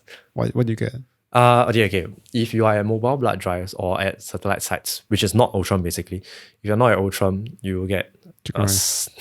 No. Wow, chicken rice ball. Oh my gosh, what about those? Wow, I wish. If that way, I think people would be like, wow, meals get meals.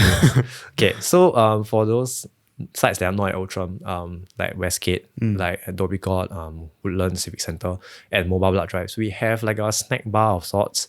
Okay, so like biscuits, Milo, like Milo packet. Who doesn't love Milo packet? You know, those kind of True. Put straw and just drink. It's very, very nice. Water, obviously. You can power your own things. We have like Milo powder and I think coffee. I'm not sure if you've got powder coffee.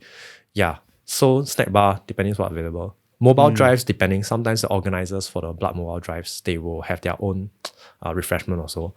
Yeah, at some point of time, there were refreshments like buffet, you know, like Buffet. bihun or like whatever chicken rice or come? biryani. Depending on organizers, because some have budget for it, some they cater for it. Yeah, so the organizers will have their own stash of, you know, refreshments after donation, in addition to ours. I think you get more people to donate blood if you do that buffet style thing. Yeah, like you need budget and you kind of bribing people and then like you get other things. But as that's the whole point, organizers, what? yeah, I think as organizers, it's a very goodwill thing. Yeah. That they can do it and they have the budget and it creates a pleasant experience for everybody. Yeah. Yeah. So for Ultram side, my side, we have a cafeteria. Yeah. Yeah. So we offer things like green bean soup, pastry or sandwich, and some hot drink from the dispenser, like you want to buy coffee, Milo, or canned drink, bottled drink. More variety, I would say. Wow. Yeah, those are very basic to us. It's not something we want to bribe you like a full meal kind of thing. You know, because blood donation is not there's no like monetary to gain Yeah from lah. it for donors. Correct. Yeah, and there's always a budget cap and all that kind of thing. Like you cannot just free flow everything lah. You know, but I'm not sure why we don't have like. I think it'll be very good if we have meals. I'm trying to advocate this. Yeah. But I think there are certain constraints that we cannot overdo and all that. I know. And yeah, it depends on country to country. Some countries you just take and then go there. I'm not sure lah. I cannot say lah for which country. But I think in the past, the donors they only got biscuit maybe. Yeah, simple refreshments after in the past. Now I think it'll be better. Got Oreo. I love Oreos. Yeah. I think that after I finish my cannulation thing, they also give me some biscuit and stuff. Correct. Not anything like big. Yeah. Yeah, something big for you to meals. rest there and then just like eating and stuff, right? Yeah, but they kind of want me to faster get out because I got next person coming. Yeah, they gotta do all those stuff lah. But I think there's a research study that they even get you to eat meals on. My friend is involved in this research there. Yeah, eat chicken rice, I'm right. I'm not sure if it's just chicken rice. I did one that was you eat one experiment you eat rice, second one you eat chicken rice, third one you just eat chicken. Then they try to compare like what's the Yeah. So that's what CM Nasi does. Yeah. Literally that's what I was like, there's a message coming from her since this morning. I haven't read yet. maybe I'll see, but I don't do anymore because I always overweight there. Okay, from eating their food. my BMI is always over. Also, don't meet that criteria. Yeah, but one time they said, "I just give you lah." You know, you're about there. They're like, Your BMI is old because you have a lot of bulk, is it? yeah, because I'm 170, but my body weight is like 70 something. You So it's like got a lot of mass already, but so they say it's over your BMI. So it's like yeah. So I always have to like. So you're still there to say you're not down. muscular.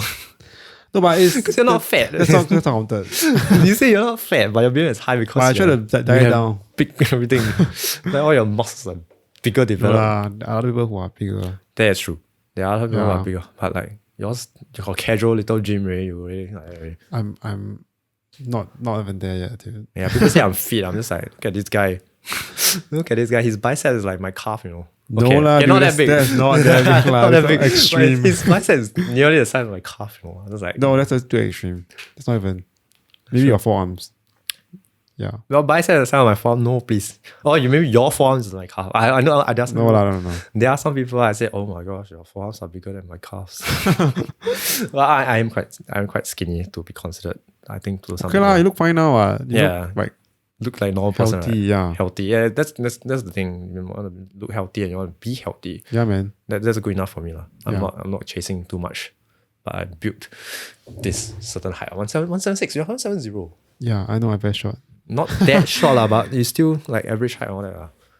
Yeah. When I check online, I'm below the average height. Is by it? 1 cm, I think. Oh gosh. Well, okay. But But there are I'm a fine lot, lah. but there are I a lot don't of really shorter care lah. anyway. So Yeah. so it will still help in finding a partner if you are that preference. I always tell myself, someone like, I always say, look at Jack Ma. He's short and ugly, but he still got a lot of girls who want him. What's the reason why? What's the reason? You're sure there's a lot of girls that want him? No, because I remember I don't listening. think he still has a wife. This is another statement that girls that No, want I him. know, I don't but, know about that. I know, but if let's say Jack Ma is single now, Ah. I don't think he'll have a problem finding another. Yeah. There's more to it than just looks and your figure and all that. Yeah lah, but who's that one- Game of Thrones guy? The short guy. Yeah, I forgot his name already. I also forgot. But I know it's the short guy. Yeah, and because he's injured and all that. But it's more than just that. More than just height. But of course, you have your preferences. Yeah. Yeah, your preferences is like shorter girls and Yeah lor. then have to be. Yeah. Then there are those who don't mind or they want taller or I don't know. But there's nothing, I think height wise, it's just height. I think there's discrimination on it. But like, Discrimination in height? yeah, don't you find it? What do you mean? When girls look for guys, do they actually think Oh, about they your want height? they want tall guys and stuff. There are certain just like how you have a preference for shorter girls, Yeah lah, but than you. But to me, I'm like, screw those girls who like tall guys. Who cares, man? I don't give They're a out of the shit. market anyway, right? Yeah. Yeah, but I think there's a discrimination with height though. It's very weird because I'm from a I would like whole privileged situation where I have I'm above average but not super crazy high. Yeah. Yeah, so I don't feel it to a per se, but I look at it, I'm just like, why do people like want to discriminate against like specifically a number? You ask for a number, you don't just meet the person and then like see how it goes. You before you meet the person, you ask about your height already. But guys can discriminate girls. I also don't like girls who are too tall. So Yeah, but would you find out their height before meeting them? Would you want to find out their height before meeting them? No, I won't lah. Yeah, but you would probably like rather meet them and see how it goes, right? Yeah lah. Maybe if they are too tall, Maybe they can be my friend, no? Let's be a friend. Yeah, or if they are too short or whatever, or like their personality don't match or that kind of thing. I think that's better, but there are people who just straight up ask for your height. How got people like that, man? Yeah. I've not met people like that lah. Okay, but I mean, I wouldn't want to be friends with people like that. So you Yeah. should ask me like, okay, forget it. Yeah. Don't but message me anymore. I think in the dating pool, there are people who care about height so much that they will just ask you what's your height before even But are they meeting tall you. themselves? I think I will understand if let's say the girl is 175, she will want to find someone who's maybe 175 and above. You know what I mean? okay, I think there's no difference. Like I don't notice any trend, but I find that they just generally want to have an idea of how tall you are. Yeah, I think you should ask back to the person, like, that's why on like dating apps, some of them actually list their height. Oh, Yeah, I mean like I don't know if it's something to boast about, but like, it's just something they list out. that's weird, man. I mean, but I can understand lah. But Maybe they don't want short jeans. I mean, if they themselves are short, then There's a 50 Correct. 50% chance that always the make kid fun. might be short also, right? This is something that sometimes I'll hear and I'll bring up also. I'll hear from people that's like, oh, if together tall, then we will get tall, we will short, will get short, and then that kind of thing. I think that there is such thing. That's why there's some discrimination. I don't know why, but it happens. I'm from a privileged background of having a decent height, so I cannot understand. But no way, so far no one ask me lah. Okay, maybe people will start asking. Maybe if someone ask me, I'll ask them, what's your feet size? Oh, size 4. Oh, sorry, I'm looking at my size 5 and above. Sorry, because you have a thing of feet. I think that would be more uncommon though. They will be more open to like discrimination. Right, what's your hand size? People may not even tell you their feet size. What's your hand size? Oh, too small. Oh, sorry. I think weight is the most sensitive for girls and all that. Yeah, correct. Yeah, so even some guys. But feet size, like, oh, I never come across people who specifically ask for feet size. Nobody lah. Not even to guys. Yeah. Because of whatever correlation, whatever. Nobody care about this. People care about the physical things that I can really see the larger portion of I think you. because feet size, people will assume it's about the same as your height and all that, like proportionally. But that's not true. My friends are tall who have small feet. Yeah, there are. This is not Which is true. strange. So actually, there are also because the feet is not that important compared to the height. Because It is what I'm talking about. You need to stay where yeah, but in a dating environment. Oh yeah, and like I say like let's say people want to see the bulk of the figure, not like nobody go to somewhere and see your feet. Yeah, that's but I think there are some reactions to like they find out your feet size and they're like, oh, that's very big, oh, that's very small. Then they start going sideways and thinking other stuff. Some of them, It's too much. like some of them are vocal about it. Some are more reserved until they are like encouraged to speak out. I think these people are like who care about this kind of height thing, right? Like, or like they ask you about your height. I think these are like people that I wouldn't want to be like friends or like even that I want to associate them with. Man. Whoa, you're gonna make some enemies. I mean, I find it but because I have not met anyone who asked me that. Like that's quite rude lah. Like, I think in terms of friends and work, it's okay. But if there's a specific like dating, I think it will matter. So if you cannot take it, right, then I don't think it will be good for you also. So which is good for you to like set your standards out.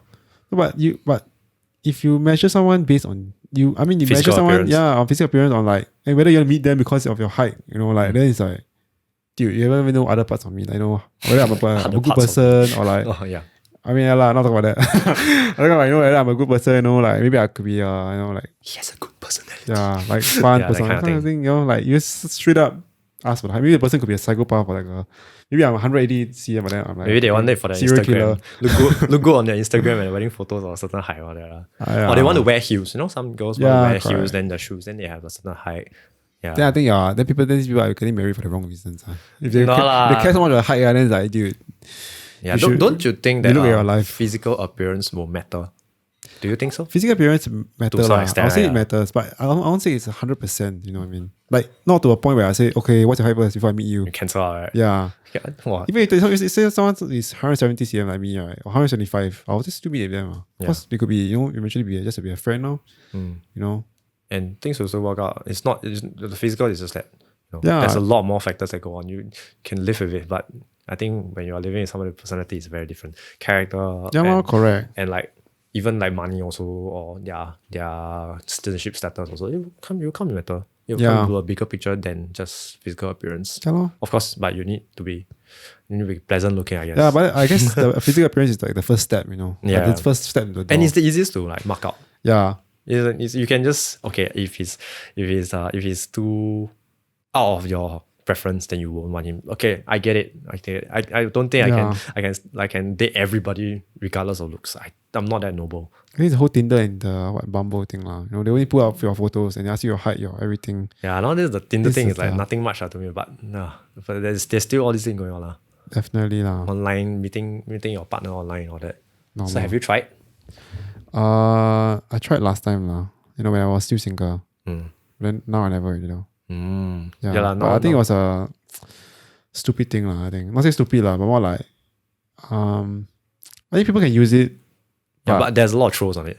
Sorry? But a lot of trolls on it. A lot of trolls. People just there for fun, like wasting your time. I can't say it's stupid because I met someone there before. So it's not stupid. It's more so like it works, right? It works, but I would say it's like a 1% thing, Like I was just lucky 1%, But honestly, I rather people just meet in real life, face to face, and like talk, and not like meet through a phone. That's a very unconventional way.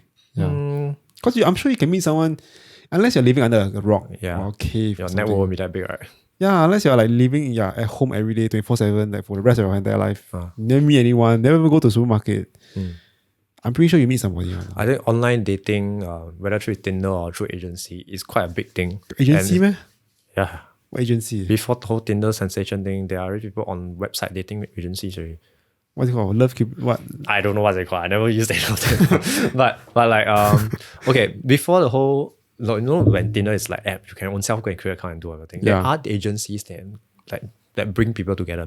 Not say matchmaking, but like people who are looking for partners, they can employ the agency. And then when they get a good match, they get paid for it, and they kind of thing, or they organize events or whatever thing. So they a long time ago already exists all this thing. As long as there's internet and there's people who want to there's a market for it. And I think with people who actually look into your profiles and how your preferences are, they can match you to a better match. There are higher chances. I've known people who met online through whether Tinder or like dating agencies, past and present. Yeah. They have met their partners, they married or with kids, whatever. There are people like that. Maybe Yeah it's lah, not definitely. it's not a known thing because not everybody we get to ask them, how do y'all meet? Yeah. How do y'all meet? Everybody, or even remember, but there are people who actually met. I remember that because there's one person in particular. That's the first guy I know who married a wife that they met through online dating. Before Tinder was a thing, before CMB, before your phone had so many apps. That was the days back when your phone had keypads. So there are dating agencies, and I think they work quite well to some extent. It's just that it's not publicly known. And even Tinder, some people wouldn't say that they met their girlfriends or their husbands, their wives on Tinder or like true. or like online platform until much later, or when you probe them. I met my current girlfriend on Tinder. See, Yeah. because it's the network, you can connect to them, and it's much easier compared to you have to own self go and meet them face to face as a person. Yeah, but like I say, I'd rather people meet up face to face. That's true. Let's say in a cafe or something. Tinder can be just like this kind of thing that's making connection, right? Yeah. It's not like you must go online and get on. Because there's a lot of other weird people on Tinder, man. Yeah, a lot of trolls. So, but you have to see through all of it, and it's all the games and all that. Even in real life also, people are trolling you, they can just go into a relationship for fun and then just dump you. And so True. Yeah. But so far I never I never get this kind of thing situation. Okay lah, maybe you filter well, or like you. I don't really use much. Like I only like maybe You lucky guy, you just like all done. no, once I like sometimes it's like a few years back I was just like swipe let's say 10 times, then I'm like, I don't want to do it already. Because nothing happened then okay, no, I'll just forget, delete. True. Wait for like next month and do again. Yeah, just like you don't have to do it, It's just something on the sideline. Yeah, but somebody actually someone saw someone in the bus actually like seeing them swiping, like a guy. Yeah. Have you seen the married couple and then the guy is swiping? Huh? Have you I never seen it? that. Yeah, there are people like that. It was fun. It's quite funny when you hear about it and you see it in real life. Like you marry with kids and then one of the partner, then one of the partner is just swiping away. When you see it, you're like, what is going on? maybe they want to see like pictures or maybe it's whatever. an open relationship. I don't know, but I just wondering. Maybe they're not even couple. They just look like a couple because maybe it's the brother of the mother is there with the kids and then the brother. That kind of thing. Yeah, there's a lot of possible situations. Yeah, but it's just cannot funny. judge. It's just funny sight to see. And my biggest successes with Tinder is not really about dating. It's friends. Yeah. They just see you on Tinder and just like, hey, you're on Tinder, and then you just like, That's hey, so get together. It's so awkward though. No, it's okay. It's awkward to like that, but if you can laugh it off about it, it's quite funny. Yeah. I have friends who like we reconnect because of Tinder, and then we talk call and all that, and then like and then we just got through all the rest of our friends all and we just tell a story. Oh, how do you guys meet? Oh, but we met and this, blah, blah, blah. But then after that we reconnected because somebody sweat someone on Tinder. We match on Tinder and then we just like get together and all that. Because we're not gonna date each other, but like Just I have reconnect one. again. Yeah, I have one group. It's like that. Oh. It's funny because that particular girl, right? She swiped her friends, and some of them, of course, we didn't date each other, so like, it becomes more a friend thing. But that's the like friends, they swipe each other and they have they just reconnect.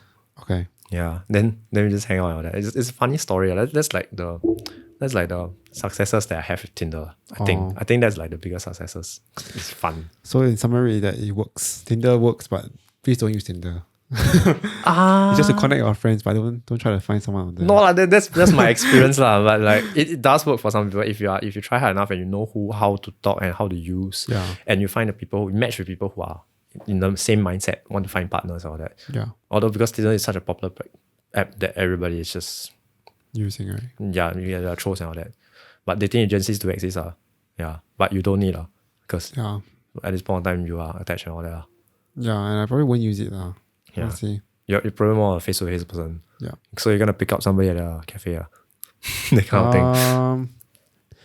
Have I tried it? I think no. I think maybe not in Singapore. Singapore, I think I did. Is it? Starbucks, I guess. Oh my gosh. It was just no. It was not because I wasn't picking up. Actually, I wasn't picking up anyone. It was like she sit beside me. Then you say hi to her. No, there's somebody. No, this random shit just happened. This guy just randomly came up to me and hugged me. I'm like weird. Like what the hell is going on? Like, I started at the Jam Starbucks. I was studying over there on my laptop. The guy just come up to stand beside me. Then he was like, he just looked at me. Then he said something. Then after that, he just hugged me. Then I'm like, what? That's so weird. Then I was like, and then you start a conversation with the person beside you. yeah. Then he just walked away. Then I was like, then after that, the person after they look at me, like, I also cause I look like confused. Then she also like confused. Then we just like, oh, that's weird, right? Then I say, yeah, that's weird. But when we talk a bit, and after that, she left already. Oh. Yeah. That was the only one. I guess that's not really picking up, but that's just Yeah, it just was something weird happened. so when the guy hugged you, but you're never gonna talk to the guy. The guy looked weird. Oh no, you have been harassed. No, but I was more like weird or like what's happening? Weirded It's like, out, right? like there you're doing something like that. Maybe. Then you look up, but there's nobody, right? He just No, left I just walk out and walk somewhere else. I don't know. Oh gosh. Yeah, I was like, maybe he has a thing for you, know. I don't know lah, but he was smiling lah. Then he walked away. Oh my god, so creepy. That's like, creepy looking at somebody is one thing, but creepy going up to the person and have physical contact. Yeah, like dude, I don't. Yeah, like Not scared, gonna punch. I mean, I was more in shock more than I attacked him. Oh, I was like, what? I think that's what happens to people when they don't get, like instead of, sometimes people push back, sometimes get punched. That's like, what was this? Then you try to figure out what they are trying to do. And yeah, because when they come closer to you, like, what are you trying to do? Right? Yeah. You could have just done something and then he will have regret for his life. No lah, I mean, I'll probably make a scene and like no point already. Right? Yeah, correct. But that was only one time. Did it stop you from going back there? No, I didn't. Oh. But yeah, I don't. Maybe in China, in Shanghai at the time. You talk to Remember people. where you and I were in Shanghai? I did talk to a lot of people there. Yes, you were very actively poaching. Yeah, poaching all the poaching all the staff, who sell all the salespeople and all that. Oh, 这个. He was like whacking all that, with a limited amount of vocabulary, you're just very active anyway. Yeah, but it was fun. Freaking auntie killer. Go to because these tourists, this Maurice go from Singapore, one person, then everybody go OIP, the CB chemical engineer people will go there. Then suddenly Maurice become this socialite, whatever you call him. He's like, oh, so happy. I feel like it was friendly. a new place there. It was fun. It's like a new person, you just go on there and then like, tick, switch on Maurice social mode, social level 100%. Yeah, it's good times though over there. Talking to all the store ladies, all the tourists, and like, yeah, the Maurice I know. I still remember that I just talked to these random like university people. Then suddenly the whole group of us just talked to them. Yeah. Three China girls. Oh no. Then like all of us suddenly just all start talking to them. I don't remember that part. That's like one of them like Kayong, right? One of them message Kayong. Like I think at some point there was some message. But oh my gosh. I don't know. That time they was me for it. I'm like, what? Was still Kyle wasn't attached or something. He was attached to that. Kaixia. No. Kaixia was the other girl. Ban already, what? Kaixia was ban already. The other girl. The other girl. Wei Tian. Yeah. Wei Tian, yeah. Oh, but Wei Tian wasn't there. Yeah, she wasn't. They blame me for that. I was like, why? It's like your own choice whether to talk to her, not asking you to talk to her. But okay lah, but it's thing like it's so fun lah. Yeah lah, it's over. Like how many years and they broke up already. Yeah. But he's with his girlfriend now many years already. Yes, his current girlfriend is many years since poly. I mean, I don't think they started in poly, but they started after poly. But they met in poly, but they have been together for many years already. Very the girl very funny, very cute, very bubbly. Oh my god, they get married soon already lah. I don't know about that part lah. I mean, he's still studying chemical engineering because he signed on for a while. Oh, after he what? Yeah. I think he didn't make the cut for the pilot thingy. That's not easy, man. That's not easy. Yeah. So after he came out and he continued studying chemical engineering. Oh. Yeah. Oh, chemical engineer. But he's she's together with a girl, and sometimes I see the Instagram, it was been funny. So, they went to some staycation, and then like when they went to a room, the girl just jumped on the bed, face forward, bang like that, you know. I was like, oh my god, this is the funniest thing I've ever seen. I gotta show it, man. Gotta check it out. Next time you see, go staycation, this is what you do. Like, wow, she just went and dive in, you know. The girlfriend very cute. I met her once. I actually brought them climbing at Kallang also. Kayong Liao. Yeah, Kayong and girlfriend. Okay. Yeah, like I think Kayong wanted to climb out there. Then he asked whether mind bring girlfriend or something. Oh, yeah, okay, so I brought them go and climb Central and the Kallang one though. yeah, Kallang also. I like to bring people to Kallang. Kallang is like more vibrant, True. welcoming, and all the sunlight going on. True. Yeah, and because anybody can. Their philosophy is that anybody can climb. Even if you are physically disabled, there are some ways you can climb also. Not just like maybe not the conventional rock climbing, but there are other ways you can sort of climb and scale heights. Correct. So that's what they do, the whole Climb Central situation. I'm like doing some advertisement for them, you know. Just not I keep saying the brand. There's no brand going on, right? Yeah, but now it's not as convenient. It's a bit more complicated the situation now. Yeah, man. Then you start this podcast, you know, and then looking for a job thingy, and then like can get so many views. Not like, a lot of views. Views as in like view. I'm talking about views. I'm talking about the views from this person, like Oh, people yeah, interviewing, correct, perspective correct. and all that. Yeah, actually, I learned a lot from all the people that have been on the podcast. Yeah, especially those who are more the entrepreneur, business kind. Yeah. They really do have a lot of experience, I would say. I'm not sure how relevant that is. Have you gotten a proper chemical engineer here yet? Because you're applying to those firms. I wanted to, but the guy he's not Interested to talk. No. He said he's not yet long enough in the job that he can share like what he do actually. So he said once he get enough years or enough months of working there, he probably say I'll Because people consider. you're around your age anyway now, right? Yeah. Yeah, but what about those the Mahi-san, they all? I don't know, I never contact them anymore. Like literally people who to ask me to do this podcast, right? Literally people ask me, like they talk to me on Instagram, like you talk to me on Instagram. Then after I ask, hey, you want to come? Because those are a lot of further connections. That you're not really connected to them at this point in time. Yeah, I think Nicholas Mahesan, that bunch, they have been in the technical field for a while already. Technical field like what? It means after diploma, I think after diploma they went to work already. Oh. Yeah, I'm not sure if they studied, but I think Nicholas went to work. I know Nicholas doing some Bitcoin thing or some. Oh, is it? Or like that's some new. Tesla thing. I always see on Twitter, like I say always that, but like sometimes I go on Twitter, I always see him retweeting or like favoriting all those Elon Musk. I think that's a part I don't know about him. I just heard from my chemical engineering friends who is working what law. Oh. Yeah, but you don't connect with your current. Man. Yeah, because if you have your current like batch of people who some of them have started working, at least you can understand from the diploma point of view what they do, and the degree ones, the girls, maybe they know. Maybe once I go and reconnect with them. Or maybe I'll just ask hey, you want to what are some questions to ask you? Like off record, on record also can but on record will be good because it's some podcast, you know. And then you can get some engineering perspective, like especially chemical engineering, because this field is quite, I won't say niche, but less people are familiar with it, and people in the field are generally not like super socialites. Socialite is not very good. The very like how to say, exposed and out there making a lot of networks compared to other industries where media or you're in the business and SME thingies that you're doing. Your course, any like seniors or whatever that you connect with? I'm sure when you went inside first year, you... Yeah, I have one guy already. The guy said he's working at exam module now. So he's the guy who he's not ready to talk. Yeah. He said he's giving a few months. Yeah. I know one uncle level, he has been in the field for a while. I'm not sure he's open to get interviewed for it. But I guess if you want to keep... But if you have a list of questions and you can keep it like that. Oh yeah, I think maybe I ask him whether he is interested.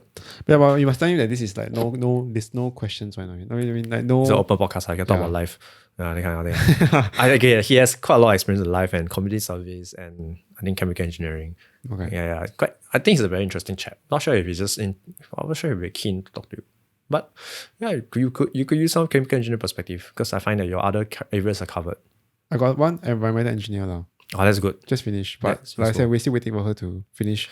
Also, environmental engineer is the one that finished vetting the audio lah. Yeah. Oh, but how's her perspective? Do you like it? Do you think that you'll go into that I don't think I field? will. The environment one. I don't. No, but she's working in semicon industry. Oh. But I don't.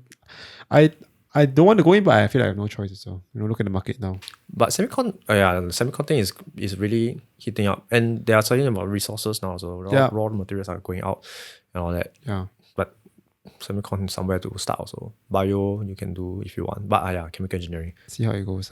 Yeah, you should really get somebody off that thing. Like actively seek it out. I think that's the area where you're not connected to them. You did your stint in Shanghai and all that, so you are connected with a lot of your friends who these people. Yeah, who know, and they are very on in networking and all that.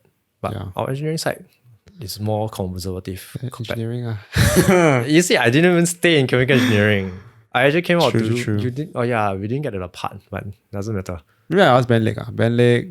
Ben Lake has he started working yet? Start already. Probably he started already. Yeah, at least get his perspective as a fresh grad and first like just started out a job. Maybe that at least that perspective is good for you because you had to go through anyway. True. Then the older part, then somebody else later on you can probably connect there. Okay, man. You got any last words? Last words. Kids, stay in school. I thought you were going to say please donate blood. Okay. Want to do some propaganda and publicity about blood. Yeah, blood. Okay, so blood as a resource is it will expire one. The blood will expire at different rate.